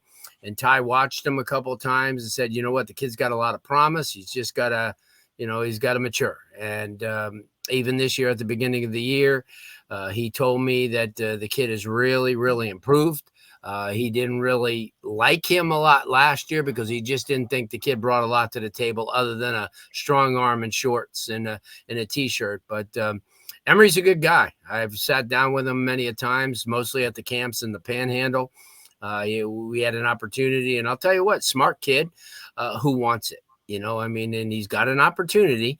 It's going to present itself to compete in 2 years. And but in between now and then, he's got a lot of growing to do. But like I said, first impression. And, here's Florida State, who had him in their backyard 2 years in a row and never made a decision to bring him on campus. So great job by Frank Ponce, because Frank went up to the Panhandle and did a tremendous job, and he sold the kid enough where now the kid's coming on his own dime. Yep. Running backs, you've got two guys that you've seen enormous amounts of, Mark Fletcher, Christopher Johnson. How do those two complement each other at Miami? Yeah, well, Mark's the more established. He's been playing the running back since 13 years old. I mean, he's a big, strong, as I call him, is a downhill runner, a Big Ten type of, formerly a Big Ten. We don't use those phrases anymore because those guys are going everywhere. With Chris Johnson, he's a speed guy, and he really was a track kid first. Remember, he really wasn't discovered till last spring when people saw him in the spring game because of the way he moved. He instinctively, he's not there yet, and watched him 3 times this year, and scored all 3 times against Chaminade, against Central, and against St. Thomas. When he starts learning more and more about the position, he's going to be in space type of kid. Lamar Miller, Here's a kid that you're going to want to get in a wheel route. You want to get him outside. Tackle wise right now, he's got a lot of learning to do. He doesn't read really well, but that's because he's not experienced. And I take nothing away, but from an athletic ability, and you don't want him bouncing everything outside, because as fast as he is, there's going to be some linebackers and safeties that are going to run in that 4-4-4, 4-4-5 range. So he's got to learn, and he will. He's going to have time to come on campus, because you got some pretty decent guys in front of him right now. And, you look at the kid Citizen, and unfortunately, he could have been that guy that, was getting all that exposure this year. But yeah, no, to answer your question, Chris Johnson is going to be, in time, a really, really good back. They'll use him as special teams, a kick returner, because once he gets out in the open, there's nobody in this free world will catch him. Kid's a AAU junior national sprint champion, and Mark Fletcher's Mark Fletcher, a great kid. Big kid. He'll wear you down. As he gets bigger and stronger, the safeties are gonna be a little shy to get him in the middle of the game. Larry, we have been debating this wide receiver thing. We like Ray Joseph. We like Robbie Washington. Mm-hmm. We all are in agreement that Miami needs a number one alpha dude still at receiver. They'll be looking for that in the portal. Your quick thoughts on the tandem of Ray and Robbie coming into the Miami program with what they've already got at receiver?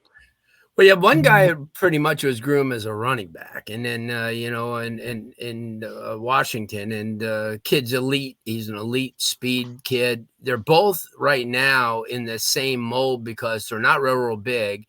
They're both fast, and they're both kids that you want to get in space. Neither of them you want to get into a position where a safety and a big physical safety is going to wear them down. They both have to be type of guys. They're jet sweep type kids, but both of them are special teams kids at the beginning, and then they ease their way in. They're going to get stronger in the weight room. From a football IQ, both of them have been around the game all their lives, more so, with Washington, but also when you look at Joseph, his lineage is crazy. His cousin Flex starts at running back for FIU. His cousin Hilton was an outstanding quarterback at North Miami, and his uncle, who's been a head of Northside Optimist for years and years and years. So from a football IQ standpoint, both of those guys may stay head and shoulders above everybody else in the class because they've been around it. Remember, you have Ray, who started since the 8th grade, which is pretty darn tough. When he was at Miami Christian, and Bobby and Robbie have been around football all their lives. All right, we've still got some defense talk to go on this show, but before we let you go, I want to ask you about a couple guys in particular.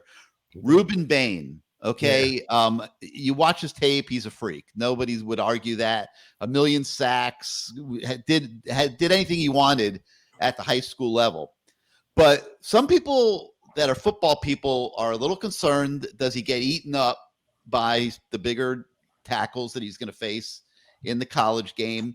Does he, Central used them inside a little bit. And he was effective there at times. Does he evolve like, say, a Gerald Willis or a Warren Sapp did at a similar size here at Miami? Does he evolve into an inside player, perhaps? Because you got Achibapong and Wayne and obviously Nigel E. Kelly and a lot of guys at defensive end in this program already that have the bigger bodies. You got Cyrus Moss, who's a tall, lanky guy, very highly regarded coming out of high school, who's working hard in the weight room to put on weight to where he can be competitive in college. So there's a lot of ends in this program. What does the future hold for Ruben Bain? Yeah. I think Ruben plays inside, eventually, for a lot of the reasons that you mentioned, plus the fact that he's a physical kid. His football IQ is off the charts. One of those type of talents that, if you remember when HB Blades was with Miami, wasn't the best linebacker in the world, but what he did is he tackled. And when the play would funnel over to his area, and even did it in the NFL with the Redskins, He'd tackle. Well, that's the thing about Ruben. Ruben's got the mentality of a 6'5", 290-pound defensive tackle because of the fact that he's extremely strong, athletic, real smart, and he's going to adapt. And it's going to take him a little bit of time. Like you said, he could be, remember, you look in the ACC and you have 6'5", 350-pound linemen who will probably in the beginning overwhelm him, and rightfully so. I mean, Leonard Taylor has been taking an adjustment period. It's taken him 2 full years to try to get it a little bit, and he's a little bit bigger than Ruben is. But you mentioned a couple of names that you would compare him to. And remember, when Warren Sapp got here from Apopka High School, he was a tight end and a kid who kind of evolved into that position, and because he was smart and he's athletic. And that's what Ruben is. He's an intelligent kid who's very athletic. And when people throw that, that athleticism around, guys, they kind of like do it lightly. It's like saying, I love you. I mean, it could be taken in a lot of different ways. But with him, the difference is the fact that he's so athletic that he could pick up things real quick. And no, he's not going to be a force in the first year. And by the time the second year rolls around, he's going to be a lot bigger. He's going to be a lot more savvy. He's going to work on so much technique where he'll be able to get around his size. Exactly what you said about Warren Sapp. Because of Warren was so talented, he found out ways to be effective. And that's what Ruben's going to do. Yeah, I've been getting yelled at on the message boards. Gary, what the you're already changing Ruben Bain's position. But I'm telling you, I'm with you, and don't get me started on those message boards. Oh my God. But like we see this the same way. I look at him and I see a potential superstar, no doubt, on the interior. And it's going to be interesting to see where that one goes. Okay, just a couple more guys, Larry, I want to ask you about. A defensive end, Jaden Wayne, a linebacker, Malik Bryant. Yeah. People are telling me that, as people have complained about their rankings and things like that, that these guys might be a little overrated. And you are as equipped as anybody to comment on that. You have seen these guys live. Jaden Wayne, Malik Bryant. Well, let's talk about Jaden. I think there are very few kids that come off the edge quicker than him. He's very athletic. He's got long arms, and it kind of amused me when he committed to Miami that he went from a 5 to a 4-star. And having stood 10 feet from him and watched, that was a computer error, though, Larry. It legitimately was a computer error that they had him in the system with the wrong numbers. Yeah. Oh, well, but I mean, whatever it is, I mean, it doesn't diminish. And having an opportunity to watch him go through drills and play in a game, and then even watch some of his sophomore, junior film. This kid's a beast. I mean, there's no doubt about it. I mean, you get a Jason Taylor to work with him. You get a few, because I hearken him a lot to Nick Benito because of the fact that when Nick Benito, he was a great athlete, had long arms because he was a basketball stud. And all he did was work with Jason Taylor for 2 years, actually against John Bosco, his junior year. You could see Jason on the sideline just working some moves with him. And then ever since then, he became unbelievable. And then he went to Oklahoma and now is with the Denver Broncos. So he reminds me a lot of him because he's a total package, just needs to refine some of his technique. And that's par for the course. I don't care who you get. The same thing. And certainly a kid like that's going to be, he's going to be extremely impactful once he kind of gets it. And who was the other one you were asking? I'm sorry. I was asking you about Jaden Wayne and then Malik Bryant. Oh, Malik Bryant. Yeah. Okay, here's another kid. I can understand where people are talking because I don't think he was in the right scheme at Orlando Jones. I mean, they had him playing positions that he really will never play out here. He's not fast enough to go tackle sideline to sideline. He's a bigger kid, I mean, and he's a guy that eventually is going to have to, maybe move into the middle. because of the fact that, he could be, he's maybe not going to be as efficient as a dropping back in the pass coverage, but that's why you have really good safeties. And that's why you have some really good linebackers. I mean, linemen like Aguirre. I mean, here's a kid who I think is going to be as effective as any of the recruits because of the fact that he drops into covers. He's got that safety mentality and that linebacker body. With Malik, he's got more of a defensive tackle mentality in a linebacker body. And but it'll come to him, like I said, because they're going to find out, what he's done at Orlando Jones is not what he's going to do here. There's just no way. He's not fast enough to do that. So they're going to move him more into the box and on passing downs, he may be lifted for a while until he learns how to drop. All right, let me ask you about one last guy, Cormani McClain, as highly ranked as anybody in the class, considered one of the top cornerbacks in the country. Does Larry Bluestein see it that way? No. I don't think he's the one. They have him as the best player in the country. He's not. He's going to be real good. I mean, he's got a great athletic ability. He's got to adjust his mentality towards, the game. I mean, he came over. Listen, it's when you're a 16-year-old kid and everybody covets you like an NFL superstar from going from one school to another. He comes over there to Lakeland this year. And, I mean, like I said, I'm not taking anything away from his athletic ability, but he's not there yet. He's not at that elite status because he really hasn't been tested. You look at any of the games that Lakeland's played this year, I think the only team that really tried to throw on him was Mitchell. And, but even their quarterback, let's see what happens when he really has to go under fire and, he's into college and they'll find out real quick because in, scrimmages and in practice and in no way, don't get me wrong. I mean, he's got extremely, probably as much of an upside as anybody, but he's still got to prove it. This isn't high school anymore. He's going to come into a level, but he's going to be understanding right away. And the fans too out there, you're going to have to understand that he's got an adjustment period to make. I mean, he's going to go from a kid who with all this potential that no one really tested to somebody who will be tested because this is a different level. This is a Power 5 level where nobody's off limits. Even Patrick Peterson back in the day, they went at him because they had to. I mean, when you have and Miami's recruiting the way they are, I mean, there's some dudes back there. Miami's and they're gonna have no choice but to go on his side, and let's see how he responds. He's a tall kid. He's really long, 6'2.5", almost 6'3". So, and that's another thing. He's going to have to be a little bit. He's going to have to hit the weight room more than most because he's tall and angular. He's just got to keep getting stronger and stronger to prevent injury too.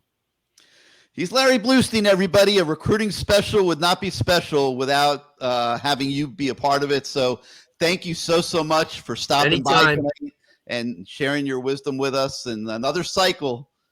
Just about done here. Well, hopefully you and I can sit at the Hurricane games and talk positively, instead of what we have had to deal with over the last few years. Guys, Izubee, good seeing you again as always. Seeing you more and more, and Matt, I always enjoy seeing you, and nice meeting you, Stephen. And best of luck to you guys. Your site's doing extremely well, and I follow you guys, so just keep up the great work, and we'll talk with you really soon. All right, Larry, thank you so much, man, for coming by. All right, Gary, thank you. Have a good one. Larry Bluestein, man. Love talking. Let's just end the show. How do you follow that? I mean, you can't follow Larry Bluestein. Just end the show. He's awesome, man. Awesome. Larry. Like we go back. God.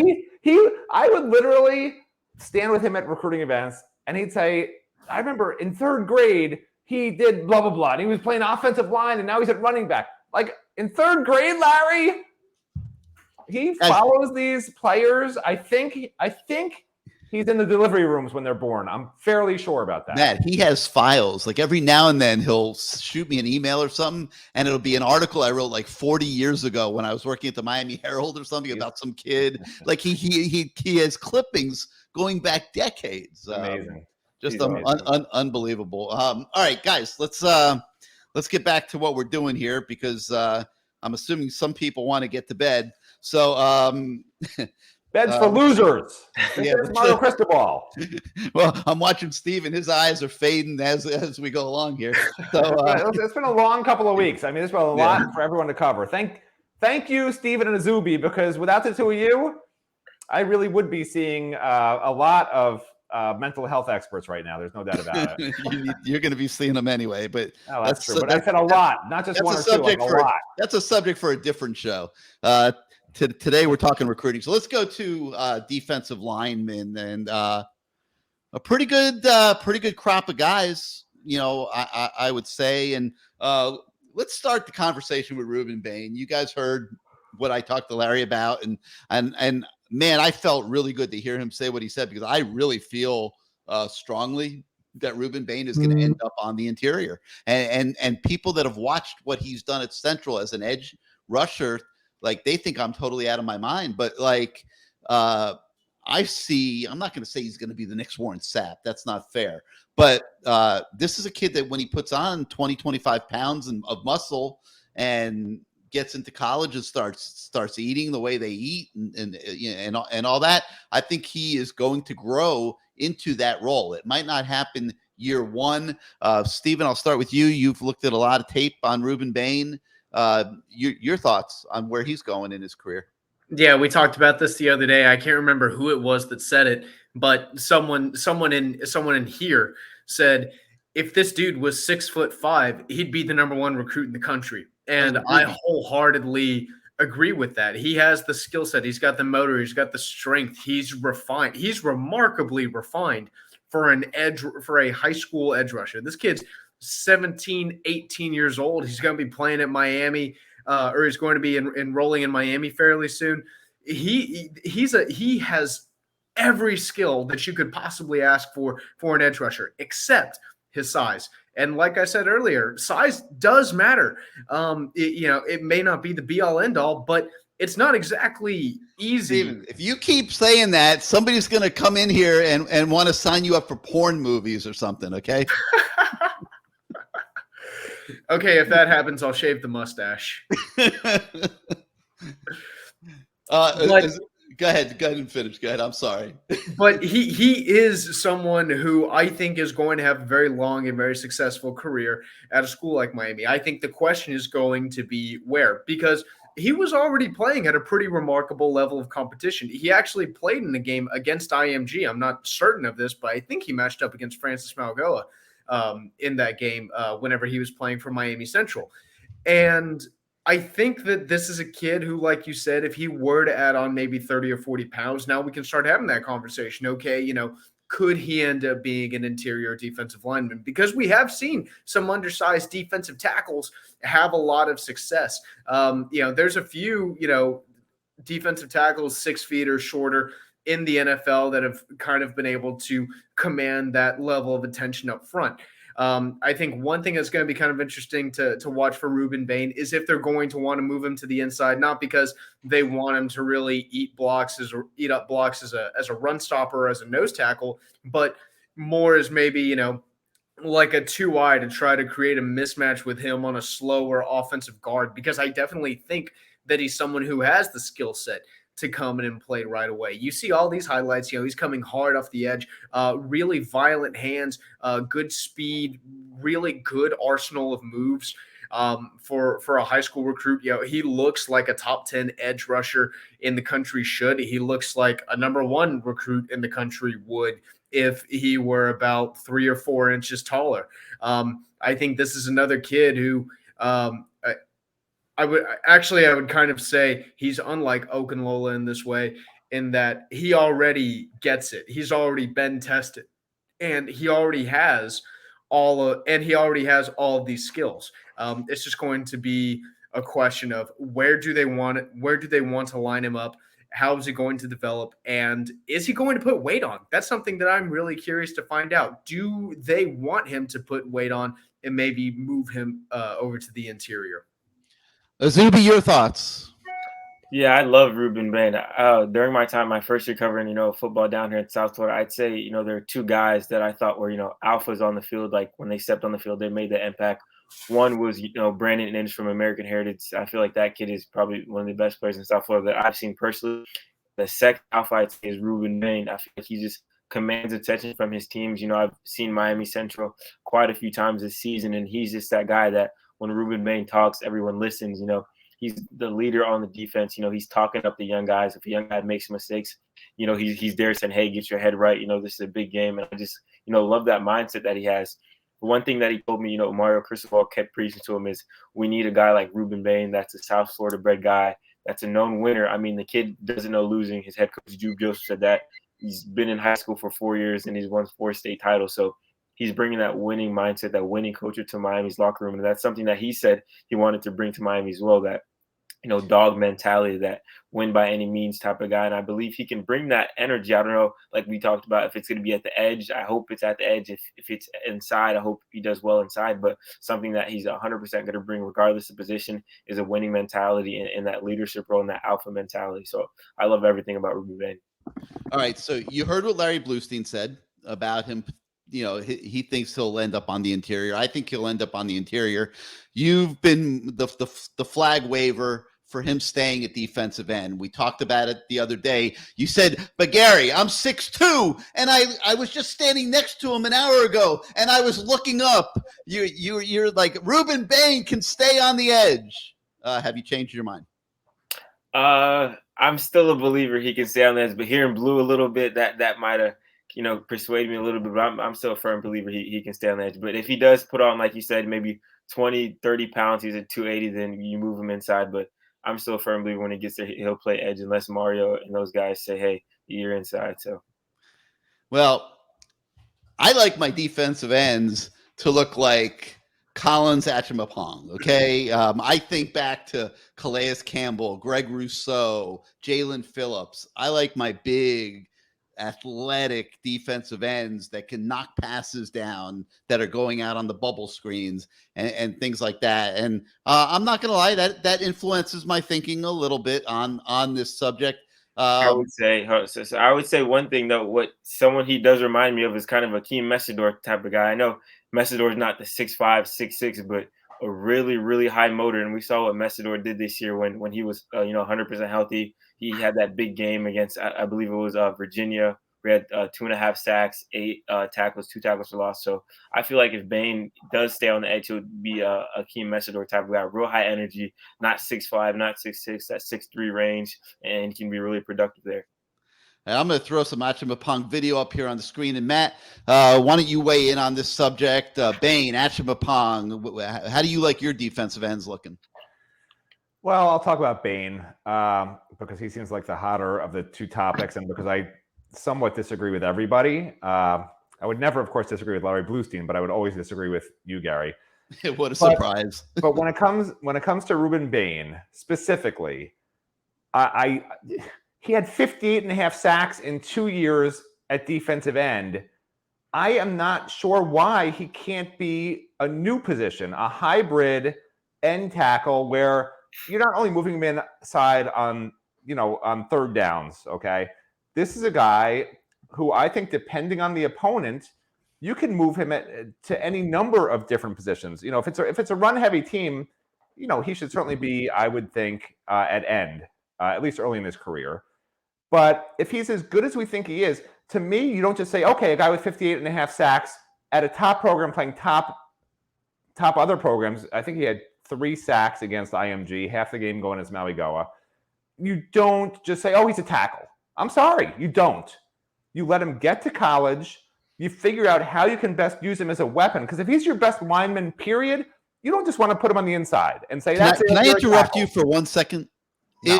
Based on that theory that you just said, Warren Sapp, an NFL Hall of Fame tackle, never, ever sees that position for 1 second. Warren Sapp was 6'1" and 280, right? Something like that. Yeah. This guy's 6'3" and 270. I mean, I don't see where only because Izubee says he's looking up at him. He doesn't look 6'3". Warren Sapp gets listed higher too. But Izubee might not really be 6'2", by the way. Okay. If you think that Ruben Bain is Warren Sapp, I can't even finish this discussion because he's not. It's not the same body type. It's not the same type of player. This is a guy who, against the top high schools in the country, got 58 sacks, over 58 sacks, 58.5 in 2 years. I'm not just saying, oh, forget defensive ends with this guy. That's insane to me. You let him do both. And not just, like I said, not just, okay, he'll move inside on third downs. You figure out specific to opponents, specific to an offensive lineman he'll be going against, he can dominate that guy. If a guard and a center happen to be really weak on that team, sure, let him match up there. This is a guy you can specifically game plan against opponents with, which I don't think Miami's ever done. But I don't think Miami's had a guy like this where you can I hate to call him a tweener, because if there's another word which is the opposite of tweener, which means it's a good thing, right? Because tweener is usually a bad thing. Oh, he's a tweener, we can't take him. He's too big to play linebacker, and he's too small to play defensive line. This is the first really good tweener, where I think he could play across the entire defensive line and excel across the board, and they could specifically match him up in games and make him a monster. Usually your offensive line has to guard against, the left end from FSU, right? Or we got a game plan. We're going to chip him with a running back. We're going to use a tight end on that side. If you're moving this guy around like offensive players move their best receiver around, right? Take it to the offense, man. Be innovative on defense. Defensive coordinators tend not to do that because they don't have the personnel to do that. This is a guy where they can actually be innovative for the very first time at Miami. Wow, man, I agree with you so much on this one. I can't believe it. I'm going to throw another guy. Izubee, you believe this? That I agree with Matt? All right, I'm going to throw another guy into the conversation here because Steven and I have watched him extensively, and we both think he is going to be an unbelievable player at Miami on the defensive line, and that is Joshua Horton from Fairburn, Georgia. And I'm going to throw his tape on Steven, but take us through it. Talk a little bit about what both you and I saw when we started watching Josh Horton. I love Joshua Horton. I think this dude might be the steal of Miami's recruiting class. You look at this dude, and the first thought that I had whenever I watched this tape was, how's this dude not have like every Power 5 offer you could think of? Big physical interior tackle, great hands, tremendous pad level. I truly love how violent and aggressive his hands are. And again, I get that this is a highlight reel, and this is meant to glorify him, but his speed, his physicality, his willingness, his pad level is outstanding.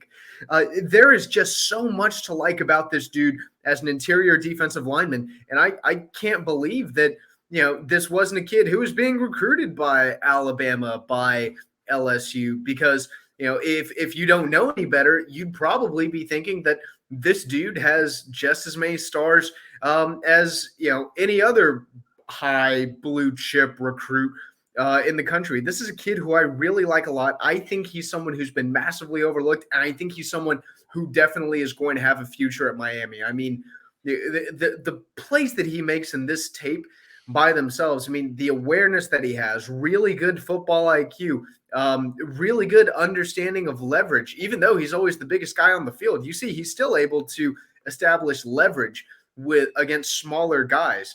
I'm not sure how long it might take him to adjust and develop at a school like Miami, because like Matt said, whenever you sign defensive or offensive or defensive linemen, it's kind of understood they're probably not someone who should be relied on right away, just because it typically takes maybe a season or two to develop, to really understand how to play in the trenches. But I mean, if this kid turns into a fraction of the kid that he looks like on this tape, I mean, my goodness, he is going to be a really, really special talent. Or not that he looks like on this tape, but that we think he can become from looking at this tape. He's going to be a really special talent. All right, Matt, Jaden Wayne, another one in the defensive line class that's been much debated. You heard what Larry said about him. People have debated whether his ranking is spot on. Nobody's debating Josh Horton because nobody knew about Josh Horton because he was hidden on the North Carolina commitment list until about a month ago. And Steven and I started watching the tape and going crazy. Jaden Wayne's been on the Miami commitment list for a while. Your thoughts on that one? All right. Nobody's going to want to hear this, but I'll say it anyway. Don't listen to anybody. Don't listen to Izubee, Steven, Gary, Bluestein about it. You know who you should pay attention to? Pay attention to the guys who are making $5 to $10 million a year who decide to offer the top players in the country. And to me, that tells you how good a guy is. This is a guy who took a official visit. He had his top 6 back in May: Oregon, Bama, Georgia, LSU, Michigan State, and Miami. Offers from all of them. I believe he took official visits to Georgia and LSU, maybe, or had them set up. Oregon, those were all set up. This is a guy who, you name a top team in the country, like, they wanted him. They wanted Jaden Wayne. So I don't care if he has 1 star, 5 stars, whatever 5+ stars is. Who makes this stuff up? Is there a 5- stars? Because if you're going to do 5+, you should at least do 5- and keep it real, okay?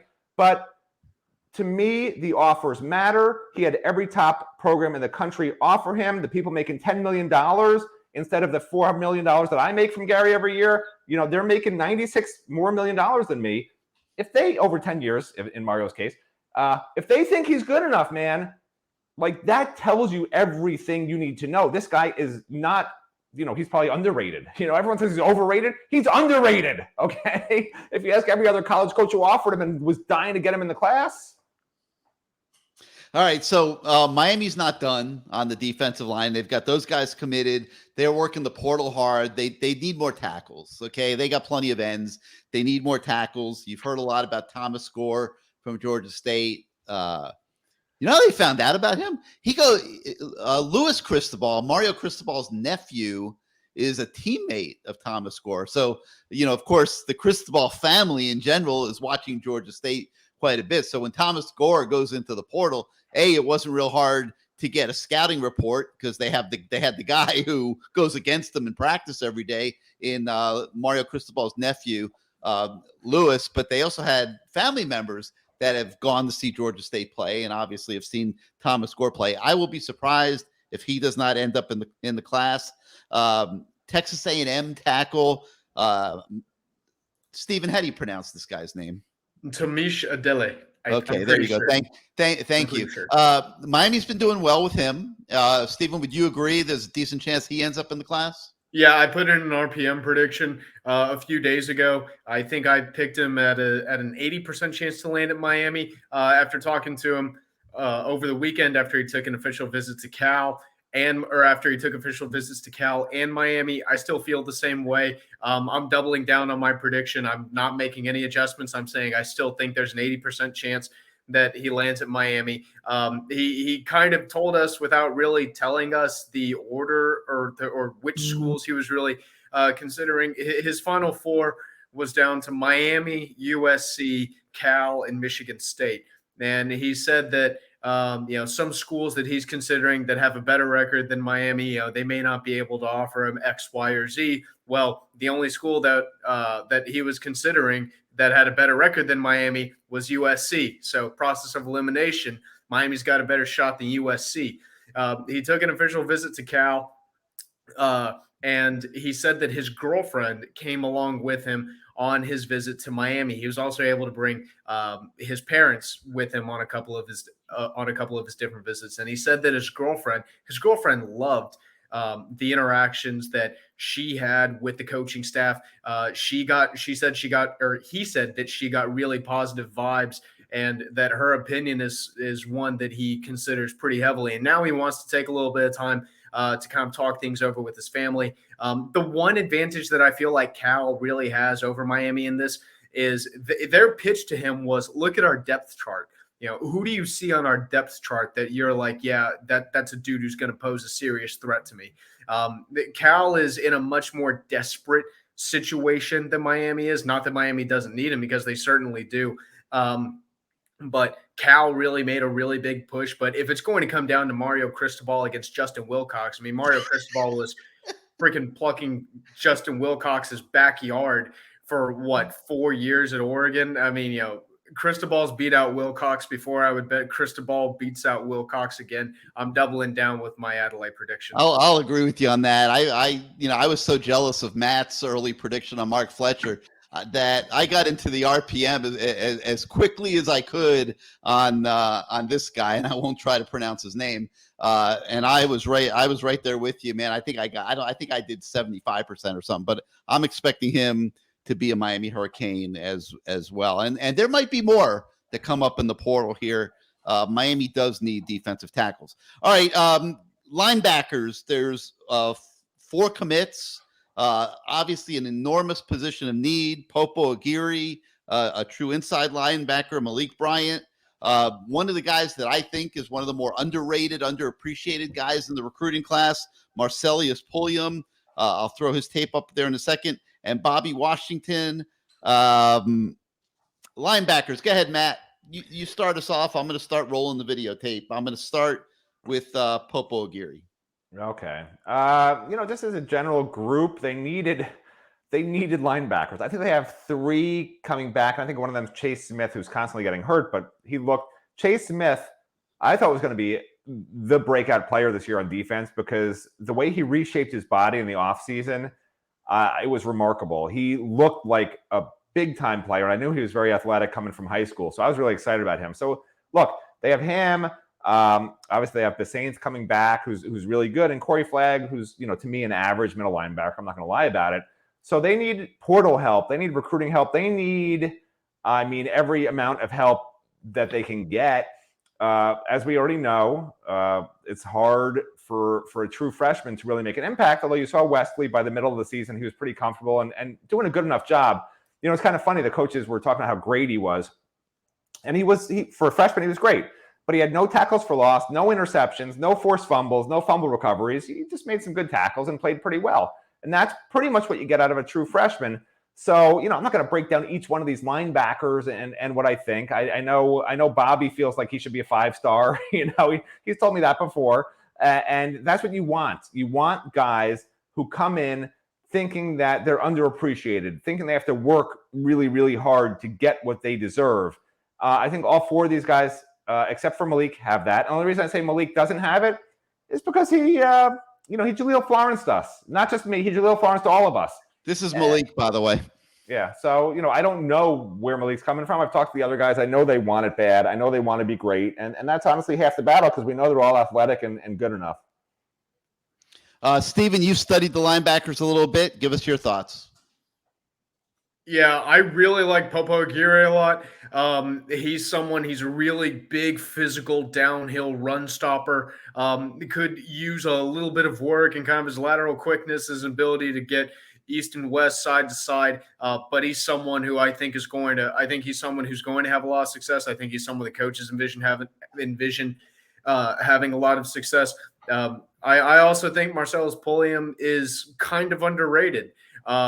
He's really big, really physical, hyper athletic, maybe not as polished and refined as, say, a Malik Bryant or a Popo Aguirre, but definitely someone that Miami's coaching staff clearly values. And you can kind of see why, because he does have that raw athleticism. And I think what they're really hoping is that he has this natural framework. He has this natural, ability, this ball hawking sense that's just kind of born into some people. And they're hoping that this is the framework that they're going to be able to build around. Malik Bryant, he's obviously the biggest name in the class. I don't think anyone's disputing that. He kind of bounced around a little bit positionally in terms of being an edge rusher and being an off-ball linebacker.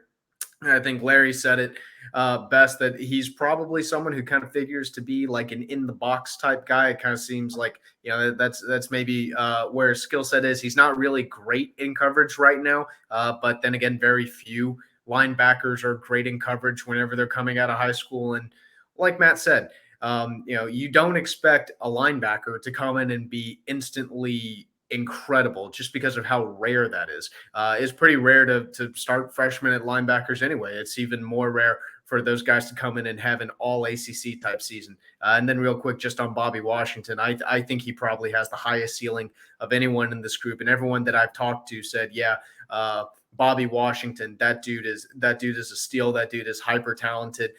We're not sure what his floor is, but we know that his ceiling is absolutely massive. It's funny. He started out as a throw-in, at least in the perceptions of everybody. There was question: is Bobby Washington worthy of a Miami scholarship offer? He kept getting better and better and better this year, and now people are seeing he really does belong. But I agree with you what you said a minute ago.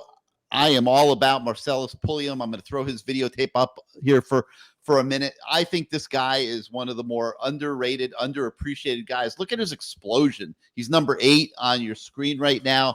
You're going to see a couple clips here of and just his explosion to the football really, really stands out. And I love the guys that put these comments on the highlight tapes, and then he just looks to pummel people. Now he needs a little work on his tackling technique.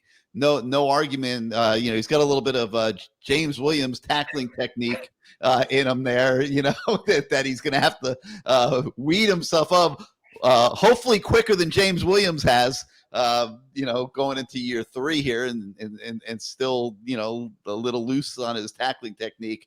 But this kid wants to get to the football, and when he gets there, it truly is big dog status. Like he really wants to pound somebody, and you see him. It's almost like he's in a boxing match the way he knocks these guys down and makes some of these tackles. But I am very high on the potential of Marcellus Pullum, and I think that he will be a big time linebacker at Miami. Another name just to keep an eye on in the transfer portal, Francisco Mayagoa, without question is another guy that could join this linebacker group at Miami that needs a lot of help, and we'll be watching for that as we get into the transfer portal. All right, defensive backs. You've got several commits here. Antoine Jackson, Cormani McClain, as we talked about earlier, rated as one of the top players in the country. It's crazy how these rankings things work. Cormani is extremely fast, very good athlete. Is he the number 2 player in America or something? That's a separate debate that we won't touch because he's the prime catch of the Miami recruiting class. And I am bound and determined to wear these glasses a little bit more tonight. You've got Caleb Spencer in this defensive back class. You got Robert Stafford in the DB class. Devontae Brown, the UCF transfer, he committed tonight.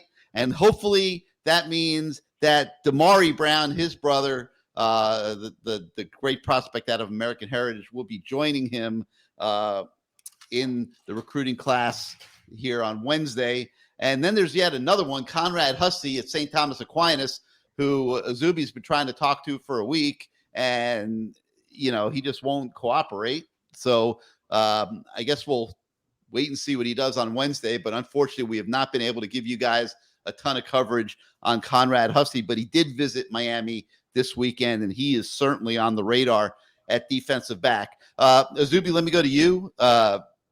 You've seen Damari quite a bit. Antoine, you've gotten relatively close with. Talk a little bit about what you see when you look at these defensive backs that are on the Miami commit list. Yeah, I love this group. I mean, I said this yesterday. I believe if I was a defensive back in the country, I feel like Miami would be, one of the schools I'd want to come to, because you saw the secondary besides, the safety position wasn't, the strongest. And then you're losing guys like DJ Ivey, Tyree Stevenson. So that position is wide open for, a guy to come in and take it. And from watching, some of the South Florida guys, first off, I'll start with Damari. I absolutely love Damari, his composure on the field. As a defensive back on an island, I feel like Damari's as cool as the other side of the pillow. I've never seen him flustered. He makes open field tackles. He's not, afraid to get his nose and lay a hit on somebody. And he's a very, very exceptional kid.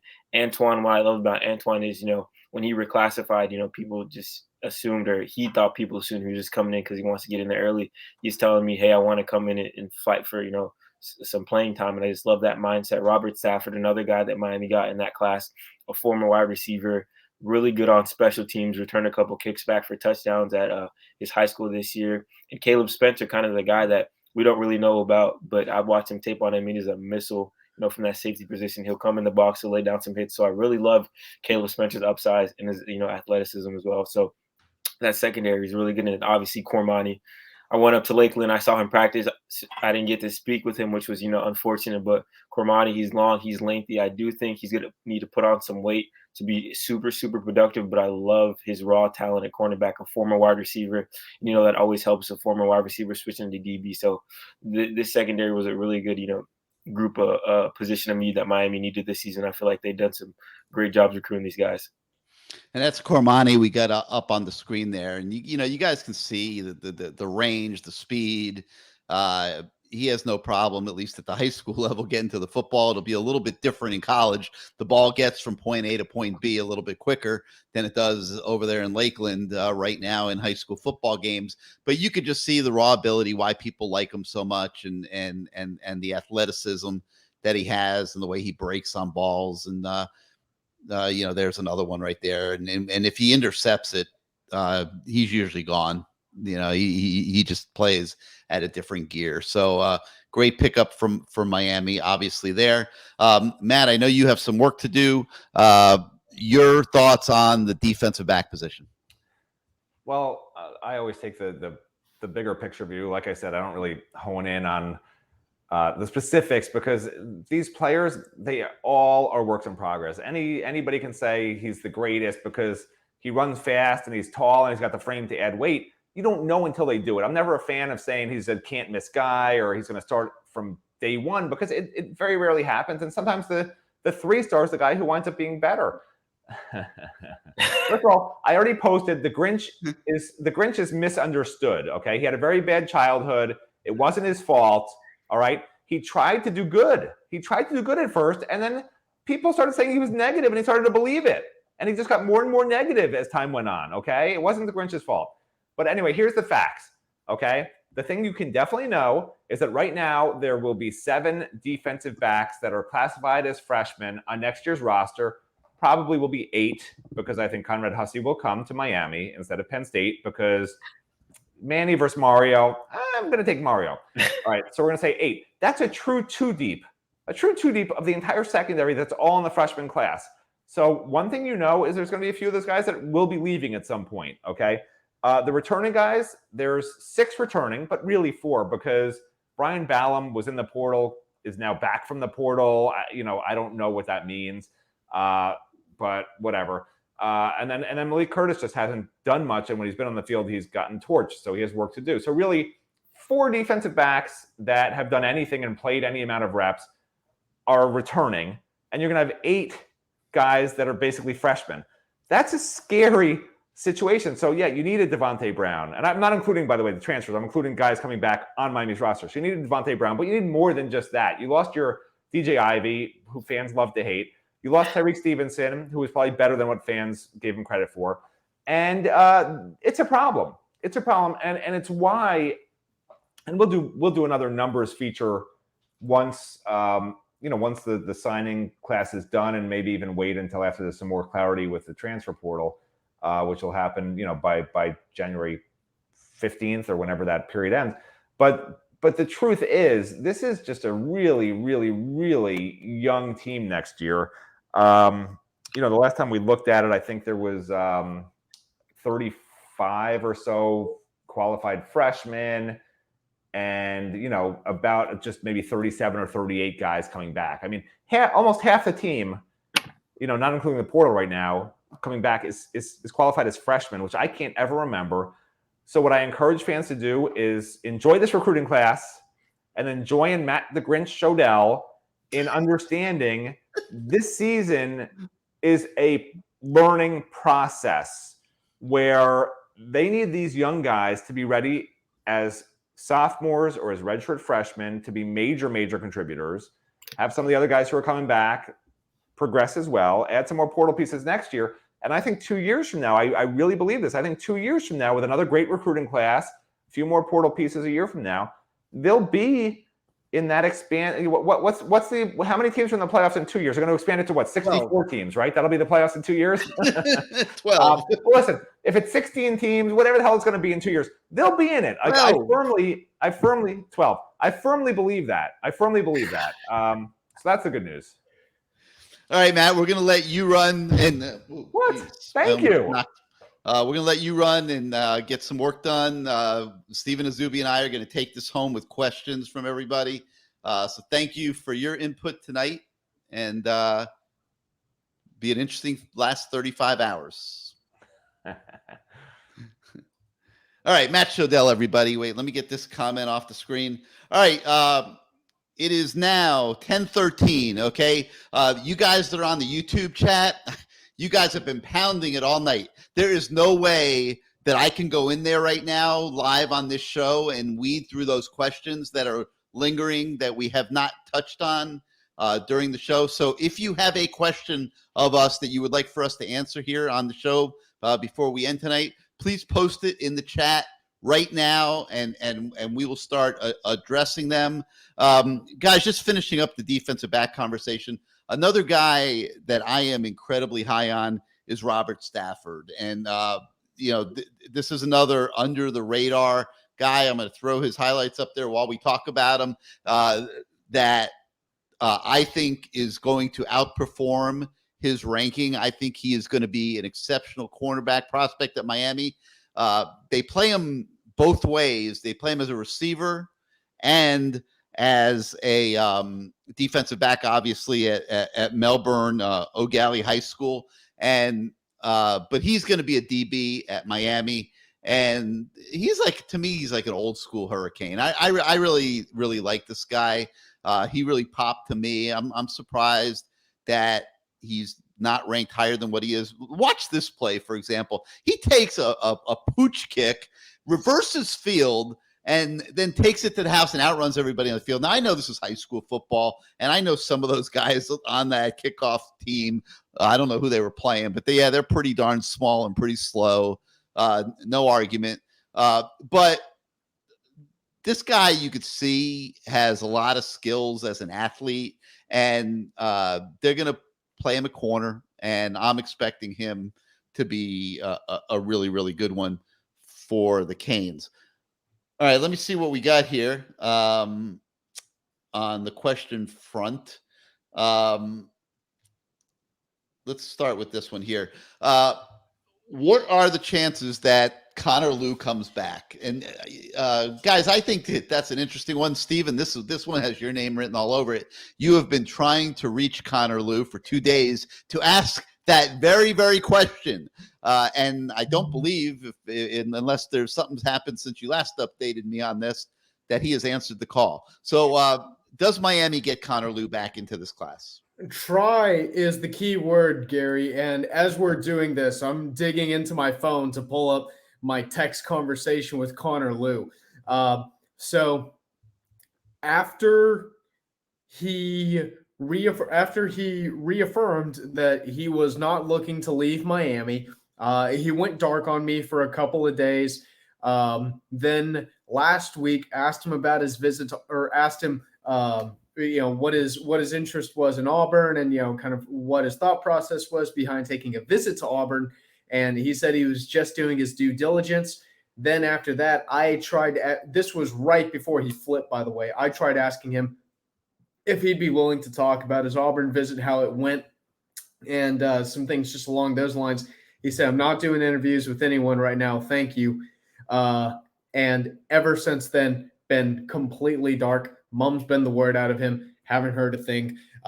This feels like I would place a pretty large bet that he is not coming back to Miami, because I've been trying to reach this guy for a couple of days to ask him what his chances are, to effectively try to find out what his chances are of flipping back to Miami. And he is being dead silent on this. So I fully expect him to sign with Auburn. I fully expect Miami's coaches to keep trying to push right up until the 11th, or right through the 11th hour, I should say, because this is a kid who was very clearly very highly valued by this coaching staff, by Cristobal, by Alex Mirabal, and one of the guys who was kind of leading the way, so to speak, for this 2023 class and for this 2023 offensive line. But I think all signs point to this kid is going to Auburn. He will not be a Cane. This one really baffled me. He's a pure center, okay? And look at what they've recruited around the center position. Why would Connor Lew not want to come to Miami and be the center for the next 3 years on this offensive line? It's just really, really, really baffling to me. All right, Scott Kurtzman here, guys. And Steven, I'm gonna let you take this one too. He wants to know the status of Adelaide. He's hearing that he's crystal balled to Michigan State. I mean, the first thing I'm going to say is these crystal balls bounce all over the place. The thing that I've noticed is there's a lot of flipping and flopping and changing and all that, and that's not just in the spirit of predictions. Stephen, you've spoken to him. We don't crystal ball here. We RPM. We RPM here, no doubt. But you've spoken to him. I mean, did you get the impression that he's going to Michigan State? Yeah, I'm just making a joke. I'm saying that I'm RPMing him to Miami. I definitely think that there's some interest in Michigan State. There's also interest in Cal, and there's also interest in Miami. I think if I was placing a bet, which I did in the RPM machine, I'm fully saying that he's going to end up being a Miami Hurricane. Mel Tucker at Michigan State, he's obviously had success in the transfer portal, and he's obviously had success recruiting. He's got a good reputation as a recruiter going back to whenever he was the defensive coordinator at Georgia. But I'll take Cristobal over him in a recruiting battle. I'll also take Cristobal over Wilcox. And like I said, there is some level of interest in each of his final three schools, but just the different combinations of things and some of the things that he told me that kind of led me to believe that he's coming to Miami, including having family in the Miami area, which I didn't previously realize. It kind of sounded like that was something that was kind of important to him. He said he has an aunt who lives in Tampa, and he kind of likes the idea of being within driving distance of family. So between that, his girlfriend, and just more generally liking Miami, and Miami really pitched him this message of trust, and we are going to trust you, and we want you to trust us. And I asked him, I said, so what's kind of the most important factor that you're considering here whenever you're making your decisions? And he said the biggest decision is trust. And so I thought that I think that bodes really, really well for the chances that Miami is going to have of landing this kid. He may be Cristobal to Michigan State somewhere else. I'm RPMing him to Miami. Yeah, and we already talked about it. I'm with you. All right, Joshua Livingston has a couple questions here. Obviously, Damari Brown, we're expecting to go to Miami, especially now that his brother is committed. You guys agree with that, right? Nigerian Dickey is an interesting one, and he's committed to Oregon right now, and Oregon's losing recruits like crazy, man. Losing their offensive coordinator has Kenny Dillingham has been a game changer for them. Dante Moore defected to UCLA.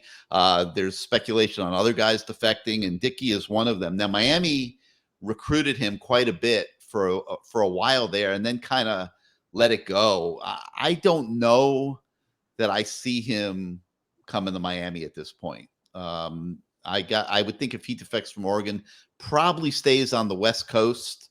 So unless you guys have a different opinion there, we'll move on from that one. Trying to understand this question. I got to put it on the screen so I can read it. Do we know that if you enter the portal and the team that you're on has a bowl game, can you play in that bowl game if you're in the portal? I think the answer to that would be a big negative on that one. Percentages on Damari Brown. I'm going to say 90%. I'm going to go out on a limb. I'm going to say 65% on Conrad Izubee. You take a stab at that one. Yeah, I'm going almost 99% with his brother Devontae Brown committing tonight too. I feel like that was the piece that's kind of just going to push that into motion with Damari Brown. With Conrad Hussey, it's actually interesting. So today when I was going through trying to find his number in my phone, I pulled up an old video of when I interviewed him in August during the Broward County Media Day, and I just watched back the video. And when I brought up the idea of him playing for Miami and Ray recruiting him, this is back in August, like I said, his face kind of lit up, and he was like, "Man, it'd be legendary if we could get all the top talents to stay home." And obviously him taking that official visit the week before he signs, I feel like that might factor into it. And then I forgot, was it Matt that said Manny versus Mario? He's taking Mario. So I feel like that contributes to a lot. And like I said, watching that video and kind of seeing how he talked about Miami, how excited he got about, the idea of potentially staying in Miami and making it great again is something. So I'd say, Hussey probably pushing 65, 60% with that one. I think Miami's in a good spot to potentially flip him on signing day. Yeah, we spoke to some people at St. Thomas today. Hussey's wrestling with this one a little bit. Has built up a relationship with Penn State over an extended period of time. Miami has come hard in the last couple weeks. He visited this past weekend. From what we're hearing, very torn, and it's going to be a really tough decision that will probably go all the way to Wednesday morning. Just apparently he's really wrestling with that one. Is Josh Gaddis the weakest recruiter on the staff? I mean, I don't know if it would be fair for us to call somebody the weakest recruiter on the staff, man. And certainly Josh Gaddis, has PR issues right now from his other job, from, the way the season went, fair or unfair. That's debatable depending on the opinion holder. But he hasn't done a great job of recruiting. Let's be honest. I mean, they've lost a couple really good receivers. Brandon Innis, obviously, is a big one for sure. And they're already starting to lose guys in the next class too, with Jeremiah Smith committing to Ohio State. And then Hakeem Williams also is another one that fell by the wayside this year. So you don't want to lose any of those three. You wanted to win on all three of those guys. And so there's, nobody's going to be waving, recruiter of the year banners, but I don't know about you guys. I wouldn't want to put a label of you are the weakest recruiter on the staff on anybody. That's harsh. Recruiting's not easy. And yes, some staff members. I mean, how about if we talk about who's done the really good jobs? And I would say Alex Mirabal has done a sensational job. I would say Stephen Field has done a really good job recruiting tight ends this year. Who else? I mean, the I'm going to D-line say class. Charlie Strong with all the linebackers that they've got coming in. Yeah, I'll throw Charlie Strong a bone on that one. DeMarcus Van Dyke is kind of the name I'm always hearing too. He's the X factor. I've heard that one quite a bit too. Everyone loves DVD. I feel like almost every kid I've spoken to in South Florida said DVD's been a part around their life since they're playing, Optimist football. So I feel like he really has that connection with South Florida, and the kids really, respond to that, him being a younger coach as well too. Another coach, Coach Terry as well, just another guy that all the kids are just, who do you really, connect with when you talk to them? Who's cool? Coach Terry, Coach DVD. So I feel like those are two guys that I feel like are doing a great job on the trail. Those analysts behind the scene are a bigger deal than people realize. The coaches get really busy during the season. Those analysts got to do a lot of the legwork in recruiting, and nobody does it better than DVD. That's for sure. And yes, a lot of kids do mention him. Chris Gons wants to know if Miami has any shot at Damon Wilson. Seems like that ship has sailed. I mean, it really does. KO Money 954. We're hitting on big names at every position except receiver and defensive tackle. No doubt about it. Those are the two weak spots in this recruiting class. They will try to shore them up in the portal. Innis is a pipe dream. The Canes have Ray and Bobby. I think you mean Robbie. The Canes won't miss a beat. They will miss a beat, as we talked about earlier in the show, if they don't find themselves an alpha to be a number one dude in this program. An Andre Johnson type of guy, a Reggie Wayne type of player. There's nothing like that in the program right now. You can have all the small, speedy, shifty guys, and that's awesome, and they will make their share of plays. But there will come a time in football games where you need somebody that is just a game changer type talent that you can go to get you out of Dodge. And Miami doesn't have that right now. They got to keep looking at it, looking for it rather. C.O. Barney says Tripp's going to play center. It looks like that is a possibility. What are the chances Miami flips 5-star Derek Williams? We have not heard that one. We have not heard a peep about that. So I would think not likely. Possible coaching changes. I think that's something that'll be evaluated and looked at here once they get through recruiting. Right now, it's all about the recruiting. Let's see what else we got here.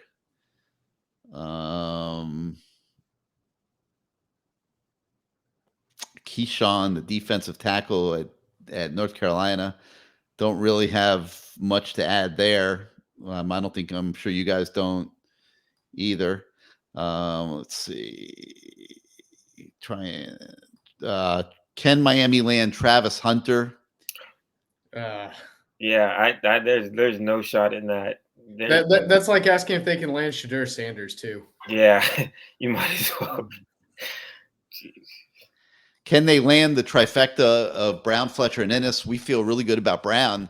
How is Izubee, you've been around Heritage. How is Brandon Ennis passing on this? Like his teammates come in, great recruiting class. If he joined this class, Stephen, you've crunched the numbers.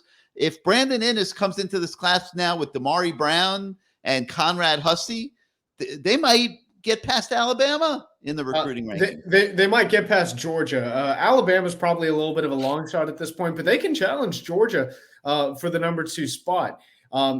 Just in terms of kind of the value and the way that On3 assigns value to each recruit and how they formulate the recruiting rankings.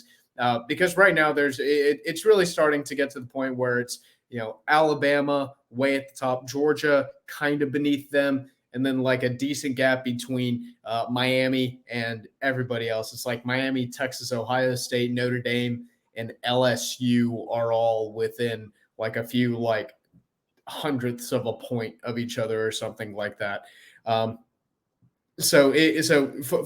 Ennis definitely does feel like a little bit of a pipe dream, but if they landed him, I mean, shoot, all of a sudden you're looking at challenging Georgia for the number 2 recruiting class.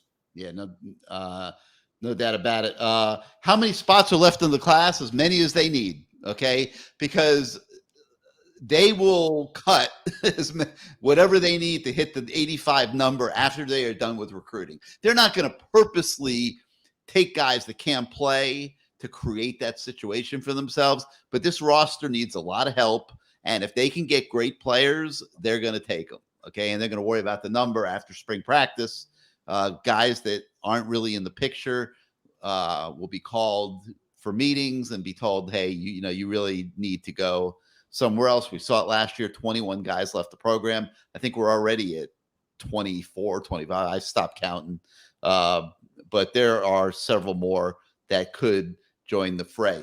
All right, listen, these guys, I cannot afford their overtime, okay? And they're going to hit me hard if we don't end this show.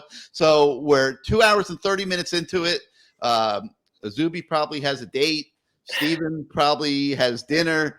And I'm going to, I don't know, God knows what I'm going to do because I can't sleep. But wait. How come he gets the date and I get dinner? Because I saw you eating this sandwich while I was putting videos. I'm putting videos up on the screen of players, and I get to see the monitors, of course, of everybody. And Steven's sitting there sneaking bites of a sandwich, okay? So I know he's hungry. I didn't think anyone was seeing that. I thought I could just eat my freaking sandwich in peace. Apparently I can't without judgment. Well, I see everything. So I'm in the power seat here. I got the monitors, so I see everything. But we want to thank all you guys for joining us tonight on the Canesport.com recruiting special. If you missed the beginning of the show will be available on demand here going forward the next few days.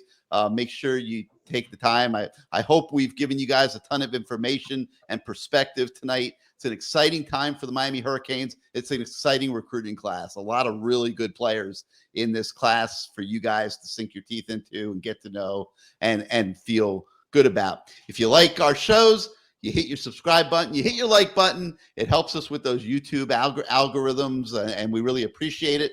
And as much as anything, if you are not a subscriber to Canesport.com yet, please take advantage of our introductory $10 special. It will take you to the start of next football season, and your subscriptions allow us to do what we do every single day, and we hope that you value that. We work really hard for you guys on a daily basis. So for Matt Shodell, who's gone, Izubee Charles, Stephen Wagner, I'm Gary Ferman. Thank you for joining us. We'll continue covering recruiting through Wednesday morning, and then we will be deployed all over the place on Wednesday morning to bring you the signings as they happen. But for now, have a great night, everybody.